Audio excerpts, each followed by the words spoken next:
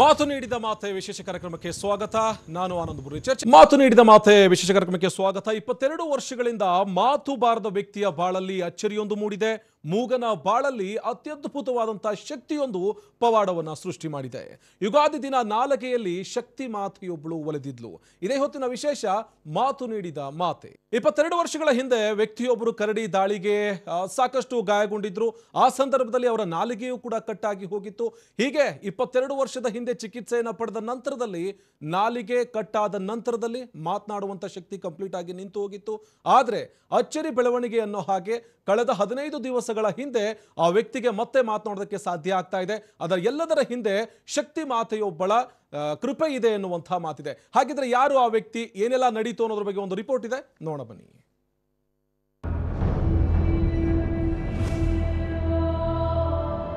ಅಂದ್ಹಾಗೆ ಚಿತ್ರದುರ್ಗ ಜಿಲ್ಲೆಯ ಹೊಸದುರ್ಗ ತಾಲೂಕಿನ ಅಜ್ಜಿಕಂಸಾಗರದ ಸೆಂಟರ್ ಆಫ್ ಅಟ್ರಾಕ್ಷನ್ ಈ ಅಜ್ಜನನ್ನ ನೋಡಿ ಮಾತನಾಡಿಸಲು ನಿತ್ಯ ಬಂಧು ಬಳಗ ಮಾತ್ರವಲ್ಲದೆ ಈ ಭಾಗದ ಅನೇಕರು ಬರ್ತಿದ್ದಾರೆ. ಇದರ ಹಿಂದಿರುವ ವಿಸ್ಮಯವನ್ನ ಕೇಳಿದ್ರೆ ನೀವು ಕೂಡ ಮೂಕ ವಿಸ್ಮಿತರಾಗ್ತೀರಾ. ಅಂದ್ಹಾಗೆ ಇವರ ಹೆಸರು ಈಶ್ವರಪ್ಪ. 60 ವರ್ಷದ ಈಶ್ವರಪ್ಪ ಹಿಂದೆ ಎಳನೀರು ವ್ಯಾಪಾರಿಯಾಗಿದ್ರು. ತಮ್ಮ 2 ಎಕರೆ ಜಮೀನೇ ಕುಟುಂಬಕ್ಕೆ ಆಧಾರ. ಹೀಗಾಗಿ ಕೃಷಿ ಜೊತೆ ಎಳನೀರು ಮಾರಾಟ ಹಾಗೂ ಜಾನುವಾರು ಸಾಕಣೆ ಮಾಡಿಕೊಂಡು ಜೀವನ ಸಾಗಿಸ್ತಿದ್ರು.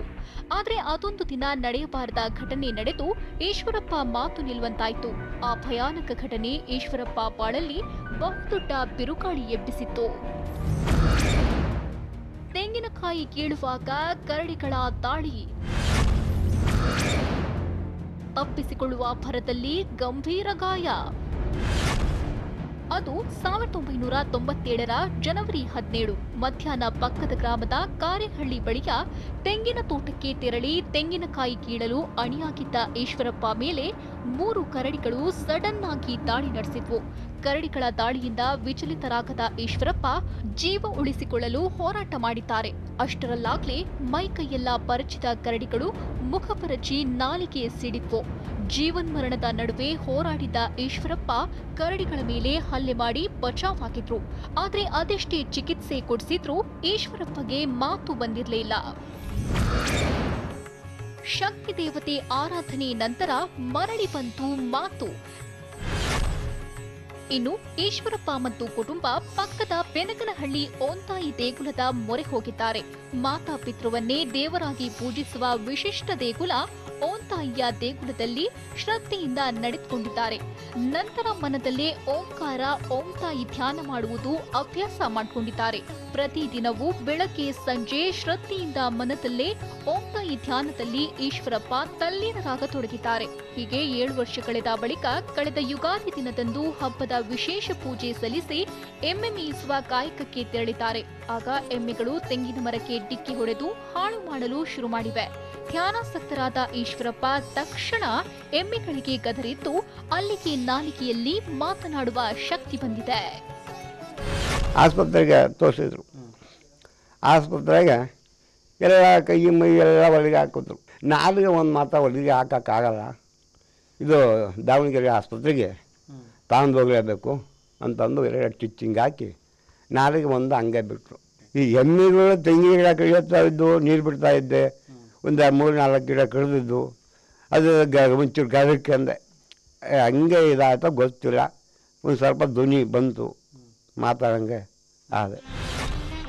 ಒಟ್ನಲ್ಲಿ ಶಕ್ತಿ ದೇವಿಯನ್ನ ಶ್ರದ್ಧಾ ಭಕ್ತಿಯಿಂದ ಪೂಜಿಸಿದ್ದ ಈಶ್ವರಪ್ಪ ಬಾಳು ಮತ್ತೆ ಮೊದಲಿನಂತೆಯಾಗಿದೆ.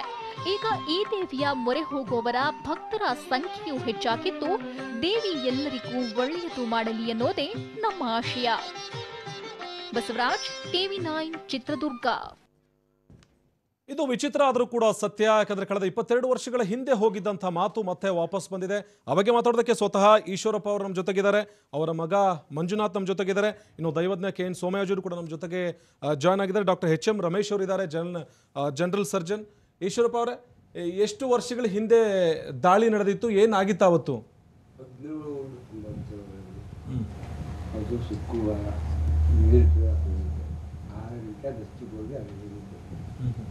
ನಮ್ಮೂರಿಂದ ಅಲ್ಲಿಗೆ 4 ಕಿಲೋಮೀಟರ್ ಆಗುತ್ತೆ. ಕಾರಣದಿಂದಾಗಿ 3 ಕಿಲೋಮೀಟ್ರು ಬಸ್ಸಿಗೆ ಹೋಗಿ ಆ ತೋಟ ಮಕ್ಕಳು ಎರಡನೇ ತಿರುಗಾಗ ಆ ತೋಟ ತನಕ ಒಂದು ಬಸ್ ಹೇಳಿದ್ರು. ಎರಡನೇ ತಿರುಗಾಕ ಹೋದಾಗ ಸಣ್ಣ ಹಿಟ್ಟು ಕೈ ಮುಲ್ಕವು. ನಾನು 5 ಎರಡೇ ಕಿತ್ತಿದ್ದೆ. 5 ಎರಡೇ ಕಿತ್ತು ಕೆಳಗಿಟ್ಟಾಗ ಕರಡಿ ಎರಡಿದ್ದು 3 ಗಿಡ ಮುಬ್ಬಗತ್ತು. ಜನವರಿ ತಿಂಗಳಲ್ಲಿ ಒಂದು ಕರಡಿ ಈ ಕಡೆ ತೊಡೆನ ಹಾಕಿ ಕಿಳ್ತು. ಹಿಂಗೆ ಹಿಡ್ಕೊಂತಲ್ಲ ಅಂತ ಹಿಂಗೆ ತಿರುಗಿ ನೋಡಿದೆ ಕರಡಿ. ಈ ಕಡೆ ಹಿಂಗೆ ತಿರುಗಿ ನೋಡಿದ್ರೆ ನಾನು ಏನು ಮಾಡಿದೆ, ಅದು ಕೂದಲು ಹಿಡ್ಕೊಂಡೆ. ಇಟ್ಟಿತ್ತು ಅದು ಕೂದಲು ಹಿಡ್ಕೊಂಡೆ. ಇನ್ನೊಂದು ಅಲ್ಲ ರಟ್ಟಂತ ಹಿಂದೆ ಹಾಕ್ಬಿಡ್ತು. ಎರಡು ಹಾಕಿದಾಗ ಅದನ್ನು ಎರಡನ್ನೂ ಹಿಂಗೆ ಹಿಡ್ಕೊಂಡು ಕೂದಲ ಒಬ್ಬ ಒಂದು ಕೂಡಲೇ ಇನ್ನೊಂದು ಕರಡಿ ದುಡ್ಡು, ಅದಕ್ಕಿಂತ ದುಡ್ಡು ಬುಸ್ಕಿದ ನೆಟ್ಟೆ ಬಂದ್ಬಿಟ್ಟು. ಬಂದಾಗ ಅದನ್ನು ಇವೆರಡೂ ಅದ್ರ ಮೇಲೆ ಎಸ್ಬಿಟ್ಟು ಅದು ಮಕ್ಕಕ್ಕೆ ನೆಟ್ಟಗೆ ಎದ್ದು ನೆಟ್ಟಗೆ ಬಂತು. ಬಂದ ಕೂಡ ಈ ಕೈಯಾಗಿ ಹಿಂಗೆ ಹಿಡ್ಕಂಡೆ ಎತ್ತಿದ್ದ ಹೊಡೆದ್ಬಿಡ್ದು ಈ ಕೈಗೆ. ಎತ್ತಿದಂಗೆ ಹೊಡೆದ್ಬಿಡ್ತು. ಹೊಡೆದು ಕೂಡಲೇ ಈ ಕೈನ ಹಿಂಗೆ ಹಿಡ್ಕಂಡೆ ಬಾಯ ಕಚ್ಚಾಕ್ ಬಂತು. ಅದ್ರ ಕೈನೇ ಈ ಕೈ ತಪ್ಪಿ ಈ ಕೈ ಕೊಡ್ತಾ ಇದ್ದೆ. ಅವೆರಡು ಹೋದವು ಮತ್ತೆ ಜರ ಬಂದ್ಬಿಟ್ಟು ಕಷ್ಟಕ್ಕೆ ನಿಂತ್ಕೊಂಡು ತಡಿಯೋಕ್ಕಾಗಲಿಲ್ಲ. ಎರಡು ಕೈಯಾಗಿ ಹಿಂಗೆ ಹಿಡ್ಕೊಂಡು ಅವನ್ನ ಒಗ್ಗೇನ ಅಂತ ಹೋದೆ. ಕರಡಿ ಬಾಯಿ ಹಾಕಿ ಕಿತ್ತು ಬಿಡ್ತಿದ್ದಲ್ಲ. ಮುಖ ಬಾಯಿ ನಾಲ್ಗೆ ಎಲ್ಲ ಅಷ್ಟರಲ್ಲಿ ಒಂದು ಎಳೆ ಮಟ್ಟೆ ಅದನ್ನು ಜಾಸ್ತಿ ಹೊಡೆದ್ಬಿಟ್ಟು ಕಿತ್ತು ಅದು ಕೂಡಲೇ ಬಿಸಾಕಿ ಖಾರ ಹೊಡೆದು ಒಂದು ಹೊಡೆದು ಬೇರಿಸಿ ಊರ ಕಡೆಗೆ ಒಬ್ಬರು ನಡ್ಕೊಂಬಂದೆ. ಆಮೇಲೆ ಏನಾಯ್ತು? ಊರ ಕಡೆಗೆ ಬಂದಮೇಲೆ ನಡ್ಕೊಂಬರ್ಬೇಕಾದ್ರೆ ರಸ್ತೆಗೆ ಅಲ್ಲಿ ಸಿದ್ದಪ್ಪ ಅನ್ನೋ ಕುರಿತಾ ಬಿದ್ದ. ಅಲ್ಲಿಗೂ ಒಂದು ಕಿಲೋಮೀಟ್ರದ್ದು. ನಿಮ್ಮನ್ನು ಮಾತಾಡಿಸ್ತೀನಿ.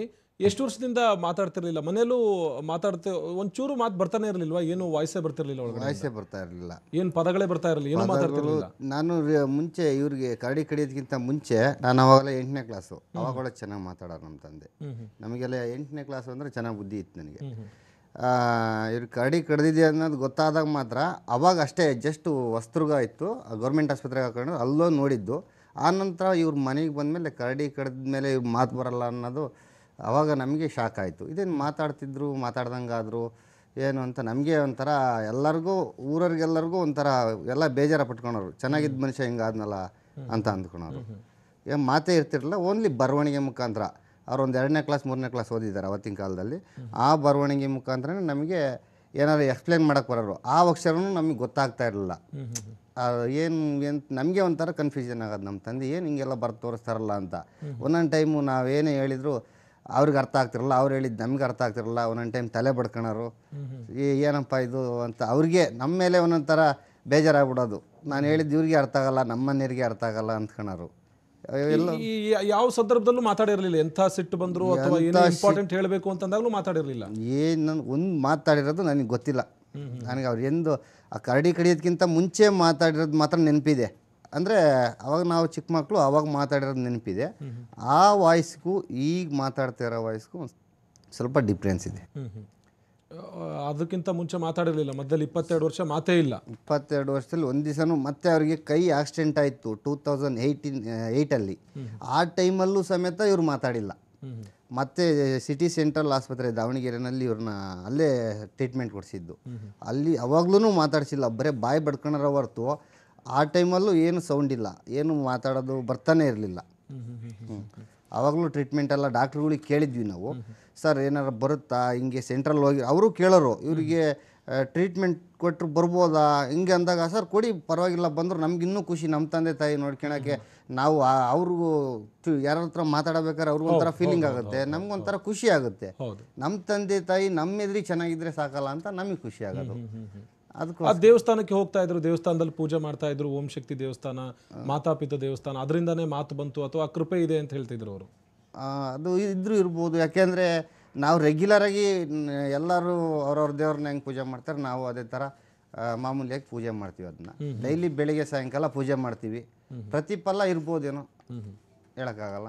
ಸೋಮೇಶ್ವರ್, ಈ ಥರದ್ದು ಆಗೋದಕ್ಕೆ ಸಾಧ್ಯ ಇದೆಯಾ ಅಂತ? 22 ವರ್ಷದ ಹಿಂದೆ ಮಾತು ಹೋಗಿದ್ದ ಒಬ್ಬ ವ್ಯಕ್ತಿಗೆ 22 ವರ್ಷ ಆದಮೇಲೆ ಅಲ್ಲ ಸಡನ್ ಏನಾಗಿಲ್ಲ, ಏಕಾಏಕಿ ಜಮೀನಲ್ಲಿದ್ದಾರೆ, ಯಾವುದೋ ಒಂದು ಎಮ್ಮೆನೋ ಹೋಗಿ ತೆಂಗಿನ ಮರಕ್ಕೆ ಗುದ್ದುತ್ತಾ ಇತ್ತಂತೆ, ನೋಡಿದವರೇ ಸಿಟ್ಟು ಹತ್ಬಿಟ್ಟು ಹೋಯ್ ಅಂತ ಕೂಗಿದ್ದಾರೆ, ತದನಂತರದಲ್ಲಿ ಮಾತಾಡ್ತಾ ಇದ್ದಾರೆ. ಈ ಥರ ಆಗೋದಕ್ಕೆ ಸಾಧ್ಯ ಇದೆಯಾ ಅಂತ? ಶ್ರೀ ಗುರುಭ್ಯೋ ನಮಃ. ಭಾರತೀ ಕರುಣಾ ಪಾತ್ರಂ ಭಾರತೀ ಪದಭೂಷಣಂ ಭಾರತೀ ಪದಮಾರೂಢಂ ಭಾರತೀ ತೀರ್ಥಮಾಶ್ರಯೇ. ಹರಿ ಓಂ. ಮೊಟ್ಟ ಮೊದಲನೇದಾಗಿ ನಿಮಗೆ ಅಭಿನಂದನೆಗಳು. ದೇವರು ನಿಜ ಇನ್ನೂ ವಿಶೇಷವಾಗಿ ಜೀವನದ ಕೊನೆಯ ಗಳಿಗೆವರೆಗೂ ಇದೇ ಥರ ಮಾತಾಡ್ಕೊಂಡು ನೆಮ್ಮದಿಯಾಗಿರುವಂಥ ಅವಕಾಶ ಭಗವತಿ ಕೊಡಲಿ ಅಂತ ಪ್ರಾರ್ಥಿಸ್ತೇನೆ. ಇನ್ನು ನಮ್ಮಲ್ಲಿ ಒಂದು ಮಾತಿದೆ, ಮೂಕಂ ಕರೋತಿ ವಾಚಾಲಂ ಪಂಗುಂ ಲಂಘಯತೆ ಗಿರಿಂ. ಆ ಭಗವಂತನ ದಯೆ, ಜಗನ್ಮಾತೆಯ ದಯೆ ಒಂದಿದ್ದರೆ, ಮೂಕಂ ಕರೋತಿ ವಾಚಾಲಂ, ಮೂಕ ಹುಟ್ಟಿದ ದಿವಸದಿಂದಲೂ ಮಾತು ಬರದೇ ಇದ್ದವನು ಕೂಡ ತುಂಬ ವಾಚಾಳಿ ಆಗ್ತಾನಂತೆ. ಪಂಗುಂ ಲಂಘಯತೆ ಗಿರಿಂ, ಎರಡೂ ಕಾಲಿಲ್ಲದೆ ಇರತಕ್ಕಂಥ ಕುಂಠ ಕೂಡ ಹಿಮಾಲಯ ತುಟ್ಟು ತುದಿಗೆ ಹೋಗಬಲ್ಲ. ತೇನ ವಿನಾ ತೃಣಮಪಿ ನ ಚಲತಿ ಎಂದರು ಆ ಒಂದಿದನ್ನು. ಇದು ಒಂದು ನಂಬಲಿಕ್ಕೆ ಕಷ್ಟ ಸಾಧ್ಯವಾದರೂ ಕೂಡ ನಿದರ್ಶನ ಮೆದರ ಇರತಕ್ಕಂಥದ್ದು. ಈಗ ಇವರ ಮಾತನ್ನು ಮತ್ತು ವರದಿಯನ್ನು ನಂಬಿಕೊಳ್ಬೇಕು ಅಂದರೆ ಸುಮಾರು 2 ದಶಕಗಳಿಗೂ ಹೆಚ್ಚು ಕಾಲ, 20 ವರ್ಷಕ್ಕೂ ಹೆಚ್ಚು ಕಾಲ ಏನು ಸ್ವರ ಮಾತೇ ಬರದೇ ಇದ್ದಂಥ ವ್ಯಕ್ತಿ ಸಡನ್ನಾಗಿ ಮಾತನಾಡ್ತಾ ಇದ್ದಾನೆ ಅಂದರೆ ವೈಜ್ಞಾನಿಕವಾಗಿ ಯಾರೇನು ಹೇಳ್ತಾರೆ ಅಥವಾ ವೈದ್ಯಕೀಯ ಶಾಸ್ತ್ರ ಏನು ಹೇಳುತ್ತೆ ಅನ್ನೋದು ನಂಗೆ ಗೊತ್ತಿಲ್ಲ. ಆದರೆ ಆ ಭಗವತಿಯ ಕೃಪೆ ಇದೆ ಅಂತಕ್ಕಂಥದ್ದು ದೇವರ ದಯೆಯಿಂದ ಮಾತ್ರ ಸಾಧ್ಯ ಅಂತಕ್ಕಂಥದ್ದು ನನ್ನ ನಂಬಿಕೆ. ಇಂಥದ್ದು ಒಂದೆರಡು ನಿದರ್ಶನಗಳನ್ನು ನಾವು ಕೇಳಿದ್ದಿದೆ ಅಲ್ಲಿ ಇಲ್ಲಿ.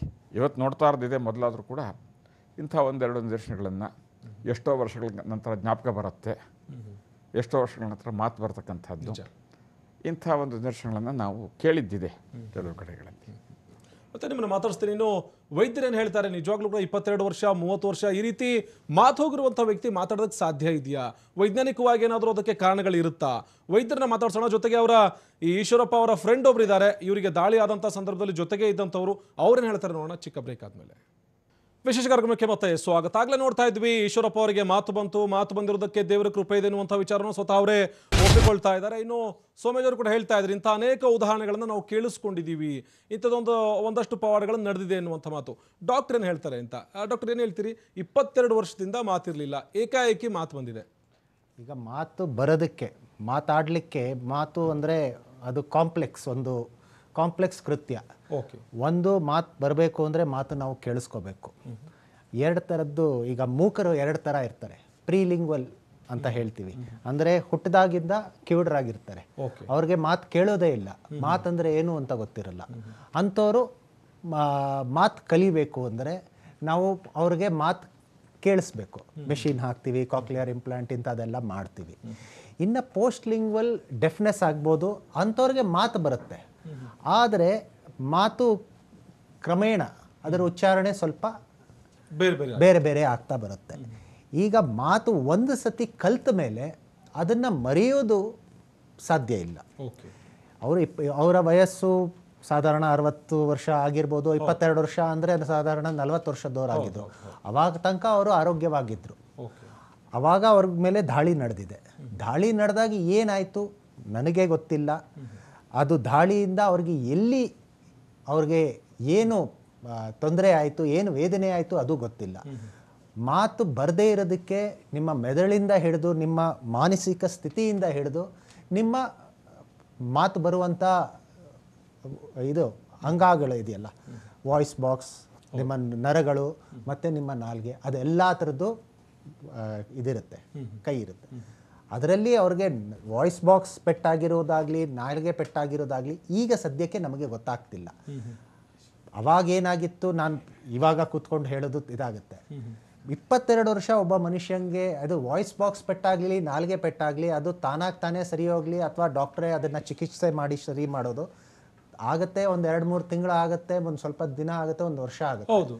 ಅದರ ನಂತರ ಏನೂ ಆಗಿಲ್ಲದೆ ಇದ್ದರೆ ನರಗಳದ ಕಾಯಿಲೆ ಅಥವಾ ಮಾನಸಿಕ ಕಾಯಿಲೆ ಆಗೋ ಸಾಧ್ಯತೆಯೂ ಇರುತ್ತೆ. ಇದನ್ನು ನಾವು ಈಗ ಕೂತ್ಕೊಂಡು ಊಹಿಸಿ ಹೇಳ್ದಂಗೆ ಆಗುತ್ತೆ. ಬಟ್ ಅವ್ರು ಹೇಳ್ತಿರೋ ಮಾತು, ಈ ನಾಲ್ಗೆ ಕಟ್ಟಾಗಿತ್ತು, ಯಾವಾಗ ಕರಡಿ ದಾಳಿ ಮಾಡ್ತೋ ನಾಲ್ಗೆ ಇಷ್ಟು ಉಳ್ಕೊಂಡಿತ್ತು, ಕೊನೆಗೆ ಅದು ಕಟ್ಟಾಗಿರೋದನ್ನ ಸ್ಟಿಚ್ ಹಾಕಿದ್ದಾರೆ. ಸ್ಟಿಚ್ ಹಾಕಿದ್ಮೇಲೆ 1 ದಿವಸ 2 ದಿವಸ ಮಾತಾಡಿದ್ದಾರೆ, 2 ದಿವಸ ಆದ್ಮೇಲೆ ಮಾತು ನಿಂತು ಹೋಗಿರೋ. ಅದನ್ನೇ ಹೇಳ್ತಿದ್ದೀನಲ್ಲ, ನಾಲ್ಗೆ ಕಟ್ಟಾದ್ರೆ, ನಾಲ್ಗೆ ಪೂರ್ತಿ ಕಟ್ಟಾದ್ರೆ ಮಾತು ಬರೋದು ಅಸಾಧ್ಯ. ನಾಲ್ಗೆ ಸ್ವಲ್ಪ ಕಟ್ಟಾದ್ರೆ, ಸ್ಟಿಚ್ ಹಾಕಿದ್ರೆ ಅದು ವಾಪಸ್ ಮುಂಚೆ ಹೆಂಗಿತ್ತೋ ಹಂಗೆ ಬರುತ್ತೆ. ಸಣ್ಣ ಕಟ್ಟಾಗಿರೋದನ್ನ ನಾವು ಸ್ಟಿಚ್ ಹಾಕೋದು ಇಲ್ಲ, ಅದು ತಾನಾಗ್ ತಾನೇ ವಾಸಿ ಆಗುತ್ತೆ. ಬಟ್ ಅವರಿಗೆ ಇಡೀ ನಾಲ್ಗೆ ಕಟ್ಟಾಗಿ ಇಷ್ಟು ಉಳ್ಕೊಂಡಿತ್ತು ಅಂತ ಅಂದ್ಕೊಂಡಿದ್ದೇ ಇಷ್ಟು. ಇಡೀ ನಾಲ್ಗೆನೆ ಕಟ್ಟಾಗಿ ಹಿಂದ್ಗಡೆ ಇದ್ದ ತುಂಡಿಗೆ ನಾವು ಈಗ ಕೂತ್ಕೊಂಡು ನಾವು ಮೆಡಿಕಲ್ ನಾಲೆಡ್ಜ್ ಅದು ಆ ಸಮಯದಲ್ಲಿ ನೋಡಿದಂತ ವೈದ್ಯರ ಇದನ್ನ ತಗೋಬೇಕಾಗತ್ತೆ, ಒಪಿನಿಯನ್ ತಗೋಬೇಕಾಗತ್ತೆ, ಎಷ್ಟು ಉಳಿದಿತ್ತು. ಬಟ್ ಇನ್ನೊಂದು ಇಂಟ್ರೆಸ್ಟಿಂಗ್ ಇದೆ, 22 ವರ್ಷದ ಸೆಂಟ್ರಲ್ಲಿ ಅವರು ಆಸ್ಪತ್ರೆಗೆ ತೋರಿಸಿದ್ದಾರೆ ಮಾತು ಬರುತ್ತಾ ಅಂತ ಹೇಳಿ. ಆವಾಗ ಏನಾಯ್ತು ಮಂಜುನಾಥ್? 2008 ಅಲ್ಲಿ ಇವ್ರ ಕೈ ಇಂಜರಿ ಆಗಿತ್ತು. ಇದು ಇದಷ್ಟು ರಾಡಾಕ್ಸಿರೋದು 2 ವರ್ಷ ಆಯಿತು ತೆಗ್ಸಿ. ಆ ಟೈಮಲ್ಲಿ ಡಾಕ್ಟ್ರ್ ಹತ್ರ ನಾನು ಹೇಳಿದೆ, ಸರ್ ನಮ್ಮ ತಂದೆ ಮುಂಚೆ ಮಾತಾಡ್ತಾ ಇದ್ರು ಅಂತ ಹೇಳಿದೆ. ಅಂದರೆ ಆ ಡಾಕ್ಟ್ರ್ ಹೆಂಡ್ತಿ ಬಂದು ಡಾಕ್ಟ್ರೇ, ಅವರು ಸರ್ಜನ್ನು. ನಿಮ್ಮ ತಂದೆಗೆ ಸರ್ಜರಿ ಮಾಡಿದ್ದು ನಾನೇ ಅಪ್ಪ, ನೆನಪಿದೆ, ನಿಮ್ಮ ತಂದೆ ನೋಡಿದಾಗ ನನಗೆ ನೆನಪಾಯಿತು. 2 ದಿನ ಮಾತಾಡಿದ್ರು, ಆಮೇಲೆ ಮಾತಾಡಲಿಲ್ಲ. ನಮಗೆ ಬೇಜಾರಾಯಿತು. 1.5 ತಿಂಗಳು ಟ್ರೀಟ್ಮೆಂಟ್ ಕೊಟ್ಟಿದ್ರಂತೆ. ಏನಾದ್ರು ಮಾಡಿ ಮಾತು ಬರೆಸ್ಬೇಕು ಅಂತ ಟ್ರೈ ಮಾಡಿದ್ರಂತೆ ಅವರು.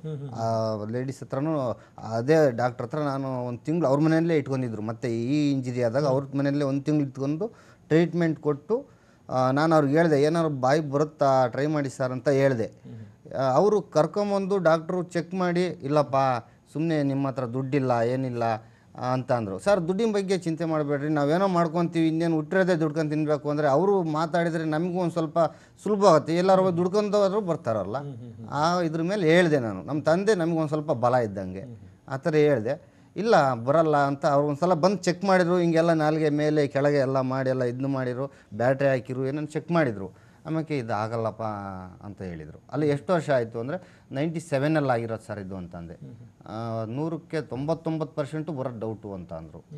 ಅವರು ಏನು ಅಂತ ಏನು ಚೆಕ್ ಮಾಡಿಲ್ಲ, ಒಟ್ಟಾರೆ ಬ್ಯಾಟ್ರಿ ಬಿಟ್ಟು ಈ ಥರ ಏನು ಚೆಕ್ ಮಾಡಿದ್ರು, ಎಲ್ಲ ಒಂದು ಇದನ್ನು ಮಾಡಿದ್ರು ಅಷ್ಟೇ. ಅವಾಗ ಬೇರೆ ನಮ್ಮ ತಂದೆಗೆ ಇಂಜರಿ ಬೇರೆ ಆಗಿತ್ತಲ್ಲ, ಆ ಪೇಯ್ನ್ ಬೇರೆ ಜಾಸ್ತಿ ಇತ್ತು. ಅವ್ರು ಏನೇ ಮುಟ್ಟಿದ್ರು, ಎಲ್ಲಿ ಮುಟ್ಟಿದ್ರು ಒಂದು ಸ್ವಲ್ಪ ಪೇಯ್ನ್ ಇದ್ದಂಗೆ.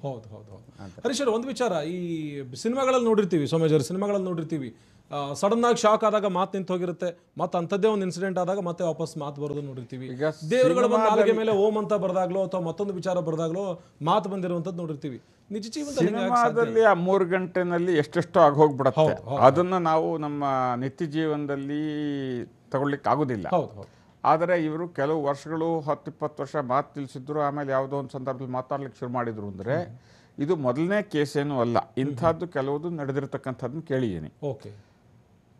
ಹಾಗಂದ ಮಾತ್ರಕ್ಕೆ ದೇವರ ದಯೆ ಇಲ್ಲದೇನೆ ಇವರೇನು ಮಾತಾಡಿರು ಅಂತ ಹೇಳಿ ಆಗೋದಿಲ್ಲ. ನಮ್ಮಲ್ಲಿ ಒಂದು ಪ್ರಾರ್ಥನೆ ಇದೆ, ಆಗಲೇ ಹೇಳಿದಂಗೆ ಮೌಕಂ ಕರೋತಿ ವಾಚಾಲಂ ಅಂತ ಹೇಳಿದೆ. ಇನ್ನೊಂದು ಪ್ರಾರ್ಥನೆ ನಮ್ಮಲ್ಲಿದೆ, ಅಶೇಷ ಭಾಗ್ಯಾಡ್ಯ ಮಲಾಪಹಂತ್ರಿ ನವಂ ನವಂ ಸ್ಪಷ್ಟ ಸುವಾಕ್ ಪ್ರದಾಯಿನಿ ಮಮೈವ ಜಿಹ್ವಾಗ್ರ ಸುರಂಗ ನರ್ತಕಿ ಭವ ಪ್ರಸನ್ನ ಬದದೇಚ ಮೇಶ್ರೀ ಅಂತ ಒಂದು ಪ್ರಾರ್ಥನೆ. ಆ ವಾಗ್ದೇವಿಯನ್ನು ಕುರಿತು ಪ್ರಾರ್ಥನೆ ಮಾಡ್ತೀವಿ, ನನಗೆ ಮಾತನ್ನ ಸ್ಪಷ್ಟವಾಗಿ ಕರುಣೆ ಮಾಡುವಂತ. ಹಾಗೆ ಅವರದ್ದೇ ಆದ ಭಾಷೆಯಲ್ಲಿ ನಿರಂತರವಾಗಿ ಅವ್ರು ನಂಬಿಕೊಂಡು ಬಂದಂತಹ ಮಾತಾಪಿತರ ದೇವಾಲಯ ಇದೆ, ಅಲ್ಲವ್ರು ಪ್ರಾರ್ಥನೆ ಮಾಡಿದ್ರು. ಆಮೇಲೆ ಓಂಕಾರವನ್ನು ಅವರು ಉಚ್ಚಾರಣೆ ಮಾಡ್ತಾ ಇದ್ರು. ನಿಜ, ಆ ಉಚ್ಚಾರಣೆ ದೊಡ್ಡದಾಗಿ ಮಾಡ್ತಿರಲಿಲ್ಲ, ಆಚೆ ಕೇಳಿಸ್ತಾ ಇರಲಿಲ್ಲ. ಆದರೆ ಒಂದು ಹಂತದಲ್ಲಿ ಅವ್ರು ಉಚ್ಚಾರಣೆ ಮಾಡ್ತಿದ್ರು, ಓಂ ಅನ್ನೋದು ಉಚ್ಚಾರಣೆ ಮಾಡಿಕೊಂಡು. ಹಾಗೇನೆ ಕೆಲವು ಹಂತಗಳಲ್ಲಿ ಅದನ್ನೇ ದೊಡ್ಡದಾಗಿ ಧ್ವನಿಯನ್ನು ಅವರು ಹೊರಡಿಸಿ ಮಾತನಾಡ್ಲಿಕ್ಕೆ ಪ್ರಾರಂಭ ಮಾಡ್ತಾರೆ. ಆಗಲೇ ನಮ್ಮ ವೈದ್ಯ ಮಿತ್ರರು ಡಾಕ್ಟರ್ ಹೇಳಿದ ಹಾಗೆ, ಮಾತನಾಡೋದಕ್ಕೆ ಒಂದ್ಸಾರಿ ಕಲ್ತರ ಮೇಲೆ ಅದು ಮರೆತೋಗೋದಿಲ್ಲ. ಅದರಲ್ಲಿ ಕೆಲವಷ್ಟು ಜ್ಞಾಪಕ ಶಕ್ತಿಯಿಂದ ಒಂದಕ್ಕೊಂದಕ್ಕೆ ತಾಳೆ ಆಗದೆ ಇದ್ರು ಕೂಡ ಶಬ್ದಗಳ ಒಂದು ಪರಿಚಯ ಅದು ಎಲ್ಲ ಹಾಗೆ ಇದ್ದೇ ಇರುತ್ತೆ. ಆಮೇಲೆ ಇಲ್ಲಿ ಇನ್ನೊಂದು ಅಂದರೆ, ವೈಜ್ಞಾನಿಕವಾಗಿ ಡಾಕ್ಟರ್ಗಳು ಮಾತನ್ನ ನಾವು ಇದು ಮಾಡಬೇಕು ಅಂದರೆ 10-20 ವರ್ಷ ಮಾತಾಡದೇ ಇದ್ದಾಗ ಆ ಮಾತನಾಡತಕ್ಕಂಥ ಒಂದು ವ್ಯವಸ್ಥೆ ಏನಿದೆ ದೇಹದ ಒಳಗಡೆ, ಧ್ವನಿ ಪೆಟ್ಟಿಗೆ ಅಂತ ನಾವೇನು ವಾಯ್ಸ್ ಬಾಕ್ಸ್ ಇತ್ಯಾದಿಗಳು, ಅವೆಲ್ಲ ನಿಷ್ಕ್ರಿಯವಾಗ್ತಕ್ಕಂಥ ಸಾಧ್ಯತೆಗಳು ಜಾಸ್ತಿ ಇರುತ್ತೆ. ಅದು ತಿರ್ಗಾ ರಿವೈವ್ ಆಗಬೇಕು ಅಂತಂದ್ರೆ ಅಷ್ಟು ದೀರ್ಘಕಾಲ ಅದು ಆಕ್ಟಿವ್ ಆಗದೇ ಇದ್ದಾಗ ಅದಕ್ಕೆ ಸ್ವಲ್ಪ ಕಷ್ಟದ ಕೆಲಸ. ಅದು ವೈದ್ಯಕೀಯಕ್ಕೂ ಕೂಡ ಈಗ ಒಂದು 6 ತಿಂಗಳು 8 ತಿಂಗಳು ವರ್ಷದಲ್ಲಿ ಅವ್ರು ರಿವೈವ್ ಮಾಡ್ತಾರೆ. 15 ವರ್ಷ 20 ವರ್ಷ ಅಂದ್ರೆ ಅದು ನಿಷ್ಕ್ರಿಯ ಆಗಿ ಹೋಗ್ಬಿಟ್ಟಿರುತ್ತೆ. ಅದು ತನ್ನ ಸ್ವಾಭಾವಿಕವಾಗಿ ಮಾಡಬೇಕಾದ ಕೆಲಸವನ್ನ ಪೂರ್ಣ ಮರೆತು ಬಿಡುತ್ತೆ. ಆಮೇಲೆ ಆ ಕೆಲಸ ಮಾಡಕ್ ಅದು ಒಪ್ಕೊಳ್ಳೋದಿಲ್ಲ. ನೀವು ಕಮಾಂಡ್ ಕೊಟ್ರೆ, ಮೈಂಡ್ ಕಮಾಂಡ್ ಕೊಟ್ರೆ ಅದು ಅಕ್ಸೆಪ್ಟ್ ಮಾಡ್ಕೊಳ್ಳಲ್ಲ. 6 ತಿಂಗಳು 8 ತಿಂಗಳು ವರ್ಷ ಅವರು ಅದನ್ನ ರಿವೈವ್ ಮಾಡ್ಲಿಕ್ಕೆ ಸಾಧ್ಯ ಆಗತ್ತೆ. 20 ವರ್ಷ 15 ವರ್ಷ ಅದು ಯಾವುದೇ ಬಾಡಿ ಅದು ತನಗೆ ಡೆಸಿಗ್ನೇಟೆಡ್ ಜಾಬ್ ಏನಿರುತ್ತೆ ಅದ್ರ ಕೆಲಸ ಅದು ಏನ್ ಮಾಡಲಿಲ್ಲ ಅಂದಾಗ ನೆಕ್ಸ್ಟ್ ನಿಮ್ಮ ಮೈಂಡ್ ಅದು ಕಮಾಂಡ್ ಕೊಟ್ರೆ ಆ ಕಮಾಂಡ್ ಅನ್ನು ಅಕ್ಸೆಪ್ಟ್ ಮಾಡ್ಕೊಳ್ಳಲ್ಲ, ಒಬೇ ಮಾಡಲ್ಲ. ಅಕ್ಸೆಪ್ಟ್ ಮಾಡ್ಕೊಂಡು ಮಾಡೋದಕ್ಕೆ ಆಗೋದಿಲ್ಲ. Is it right? ಅದು ನಾರ್ಮಲ್ ಆಗಿ. ಇದನ್ನ ಅಂಥ ಸಂದರ್ಭದಲ್ಲಿನೇ ತೇನವಿನ ತೃಣಮಪಿನ ಚಲತಿ ಅಂತ ಆ ದೈವಲೀಲೆ ಇಂಥದ್ದು ಆಗಿರ್ಬೋದು. ಪೂಜೆ ಪುನಸ್ಕಾರ ಅಥವಾ ಈ ಮಂತ್ರೋಪದೇಶದಿಂದ 20 ವರ್ಷ ಮಾತಾಡಿದಿರೋ ಒಬ್ಬ ಮನುಷ್ಯ ಮಾತಾಡಕ್ ಸಾಧ್ಯ ಇದೆಯಾ ಅಂತ ಅವರೇ ಒಪ್ಕೊಂತಾರೆ. ಹೌದು, ನಾನು ಪೂಜೆ ಮಾಡ್ತೀನಿ, ದಿನ ಹೋದ್ರೆ ದೇವರಸ್ಥ ಪೂಜೆ ಮಾಡ್ತೀನಿ. ಇನ್ನೊಂದು ಹೇಳಬೇಕು, ನಾನು ಕೆಲವಷ್ಟು ಸಾರಿ ಈ ಹಿಮಾಲಯದ ಪ್ರಾಂತ್ಯದಲ್ಲಿ ಪ್ರವಾಸ ಮಾಡ್ತಿದ್ದಾಗ ಅಲ್ಲಿ ಯಾರ್ಯಾರೋ ಸಾಧುಗಳು, ಅಘೋರಿಗಳು, ಅವ್ರು 15 ವರ್ಷ 20 ವರ್ಷ ಕೂತ್ಕೊಂಡು ತಪಸ್ಸು ಮಾಡ್ತಾ ಇದ್ವಿ, ಮಾತಾಡ್ತಿರ್ಲಿಲ್ಲ. ಈಗ ನಂದು ಆ ತಪಸ್ಸು ಆಯಿತು, ತಿರ್ಗಾ ಒಂದು ಪ್ರವಾಸ ಮಾಡ್ಕೊಂಡು ತಿರ್ಗಾ ಮತ್ತೆ ನಾವು ಅಲ್ಲಿಗೆ ಹೋಗ್ತೀವಿ. ನಿಮ್ಮ ಉದ್ದೇಶ ಏನು? ನಿಮ್ಗೆ ಹಣ ಬೇಕಾ, ದುಡ್ಡು ಬೇಕಾ? ಏನೂ ಬೇಕಾಗಿಲ್ಲ ಅಂತಾರೆ. ದುಡ್ಡು ಕೊಟ್ಟರೆ ತಗೊಳ್ಳೋದಿಲ್ಲ ಅವರು, ಹಣಕ್ಕಾಗಿರೋದಿಲ್ಲ. ಏನೋ ಊಟ ಗೀಟ ಕೊಡಿಸಿದ್ರೆ ಊಟ ಮಾಡ್ತಾರೆ. ಆದರೆ 15 ವರ್ಷ ನಾನು ಮಾತೇ ಆಡ್ತಾ ಇರಲಿಲ್ಲ. 20 ವರ್ಷ 12 ವರ್ಷ ಮಾತಾಡಿಲ್ಲ, 20 ವರ್ಷ ಮಾತಾಡಿಲ್ಲ. ನಾನು ಅಲ್ಲಿ ಕೂತ್ಕೊಂಡು ತಪಸ್ ಮಾಡಿ ಇದು ಮಾಡ್ಕೊಂಡಿದ್ದೀನಿ ಅಂತಾರೆ. ಕೆಲವರು ಬರೇ ಟೀ ಕುಡ್ಕೊಂಡೇನೆ 15 ವರ್ಷ 20 ವರ್ಷ ಕಾಲ ಹಾಕಿರ್ತಾರೆ ಅಂತ ಅವ್ರು ಹೇಳ್ಕೊಡ್ತಾರೆ. ನಾವು ಅವ್ರು ಇರತಕ್ಕಂಥ ಗುಹೆ ಆಶ್ರಮಕ್ಕಲ್ಲಿ ಹೋದ್ರೆ ಅಲ್ಲಿ ಇನ್ನೇನೂ ಇರೋದಿಲ್ಲ, ಒಂದಿಷ್ಟು ಬೆಲ್ಲ ಟೀ ಪುಡಿ ಇರುತ್ತೆ ಅಷ್ಟೇ, ಇನ್ನೇನು ಅವ್ರು ಇಟ್ಕೊಂಡಿರೋದಿಲ್ಲ. ಇನ್ನೇನಾರ ಕೊಟ್ಟರು ಬೇಡ ಅಂತ ಕೊಟ್ಬಿಡ್ತಾರೆ ಅವ್ರು. ಅಂತ ಅಂಥವ್ರು ತಿರ್ಗಾ ಮತ್ತೆ ಮಾತಾಡ್ತಾರೆ. 15 ವರ್ಷ ಅವ್ರು ಮಾತಾಡಿರೋದಿಲ್ಲ ಅಂತ ಮತ್ತೆ ತಿರ್ಗಾ ಮಾತಾಡಕ್ಕೆ ಶುರು ಮಾಡ್ತಾರೆ. ಆದ್ರೆ ಅವರು ಓಂಕಾರವನ್ನು ಹೇಳ್ತಾ ಇರ್ತಾರೆ, ಕೆಲವು ಮಂತ್ರಗಳನ್ನ ಹೇಳ್ಕೊಳ್ತಿರ್ತಾರೆ ಅನ್ನೋದು ಕೆಲವರದ್ದು. ಇನ್ನು ಕೆಲವರು ಏನೂ ಇಲ್ಲ, ತುಟಿ ಅಲ್ಲಾಡಿಸೋದಿಲ್ಲ, ಹೀಗೇನೆ ಧ್ಯಾನ ಸುತ್ತರಾಗಿರ್ತಾರೆ, ಮತ್ತೆ ಮಾತಾಡ್ತಾರೆ. ಇಂಥದ್ದು ನಮ್ಮ ಪುರಾಣಗಳಲ್ಲೂ ಕೇಳಿದ್ದೀವಿ, ನಮ್ಮ ಪರಂಪರೆಯಲ್ಲೂ ಕೇಳಿದ್ದೀವಿ. ಇತ್ತೀಚಿನ ದಿವಸಗಳಲ್ಲಿ ಬೇರೆ ಬೇರೆ ಕಾರಣಾಂತರದಿಂದ ಮಾತು ಬರದೇ ಇರ್ತಕ್ಕಂಥವ್ರು ತಿರ್ಗಾ ಮಾತಾಡ್ಲಿಕ್ಕೆ ಶುರು ಮಾಡಿದ್ದು, ಏನು ಜ್ಞಾಪಕ ಇಲ್ಲದೆ ಇದ್ದಂಥವ್ರು ತಿರ್ಗಾ ಅವ್ರಿಗೆ ಇದನ್ನೆಲ್ಲದನ್ನು ಕೂಡ ನಾವು ಕೇಳಿದ್ದೀವಿ. ಹರೀಶ್ ಅವರೇ, ನೀವೇನು ಹೇಳ್ತೀರಿ ಇದನ್ನೆಲ್ಲ ನೋಡ್ತಾ ಹೋದ್ರೆ? ಇಲ್ಲ, ಈಗ ಪ್ರತಿಯೊಬ್ಬ ಮನುಷ್ಯನಿಗೂ ಒಂದು ಕಾನ್ಷಿಯಸ್ನೆಸ್ ಅಂತ ಇರುತ್ತೆ. ನಾಲೆಡ್ಜು ಓದಿ ತಿಳ್ಕೊಳ್ಳೋವಂಥದ್ದು ಅಥವಾ ಇನ್ನೊಬ್ಬರಿಂದ ಪಡೆದು ತಿಳ್ಕೊಳ್ಳೋವಂಥದ್ದು ಅಂತ ಆಗುತ್ತೆ. ಅದು ಜ್ಞಾನ ಅಥವಾ ವಿದ್ಯೆ. ಆದರೆ ಈ ಪ್ರಜ್ಞೆ ಅನ್ನೋದಿರತ್ತಲ್ಲ, ಪ್ರಜ್ಞೆ ಅನ್ನೋದು ಬೈ ಬರ್ತ್ ಬರುತ್ತೆ. ಬರೀ ಮನುಷ್ಯನಿಗೆ ಅಂತಲ್ಲ, ಎಲ್ಲ ಪ್ರಾಣಿಗೂ, ಪ್ರತಿಯೊಂದು ಕ್ರಿಮಿ ಕೀಟಕ್ಕೂ. ಇವಾಗ ಸೊಳ್ಳೆಗೆ ಯಾರು ಹೇಳ್ಕೊಡಲ್ಲ, ಇವರು ಹೊಡಿತಾರೆ ಅಂತ, ಅದು ಹಾರೋಗುತ್ತೆ ನಾವು ಕೈ ಅಗಲ ಮಾಡಿದ ತಕ್ಷಣ. ಅದು ಪ್ರಜ್ಞೆ.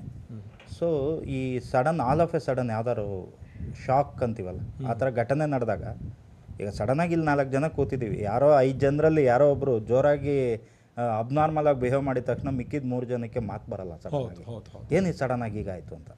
ಸೊ ಆ ಥರ ಅವ್ರ ಮೇಲೆ ದಾಳಿ ನಡೆದಾಗ ಅವರು ಶಾಕ್ಗೆ ಒಳಗಾಗಿದ್ದರೂ ಸಹ ನಾಲ್ಗೆ ಕಟ್ಟಾಗಿದ್ದರಿಂದ ಆ ಟೈಮಲ್ಲಿ ಅವ್ರು ಮಾತಾಡಿರೋಕ್ಕೆ ಚಾನ್ಸ್ ಇಲ್ಲ. ಶಬ್ದ ಅಂತೂ ಬಿಟ್ಟಿರ್ತಾರೆ, ಅವ್ರಿಗೆ ಏಟು ಬಿದ್ದಿದ್ದು ನಾಲ್ಗೆ.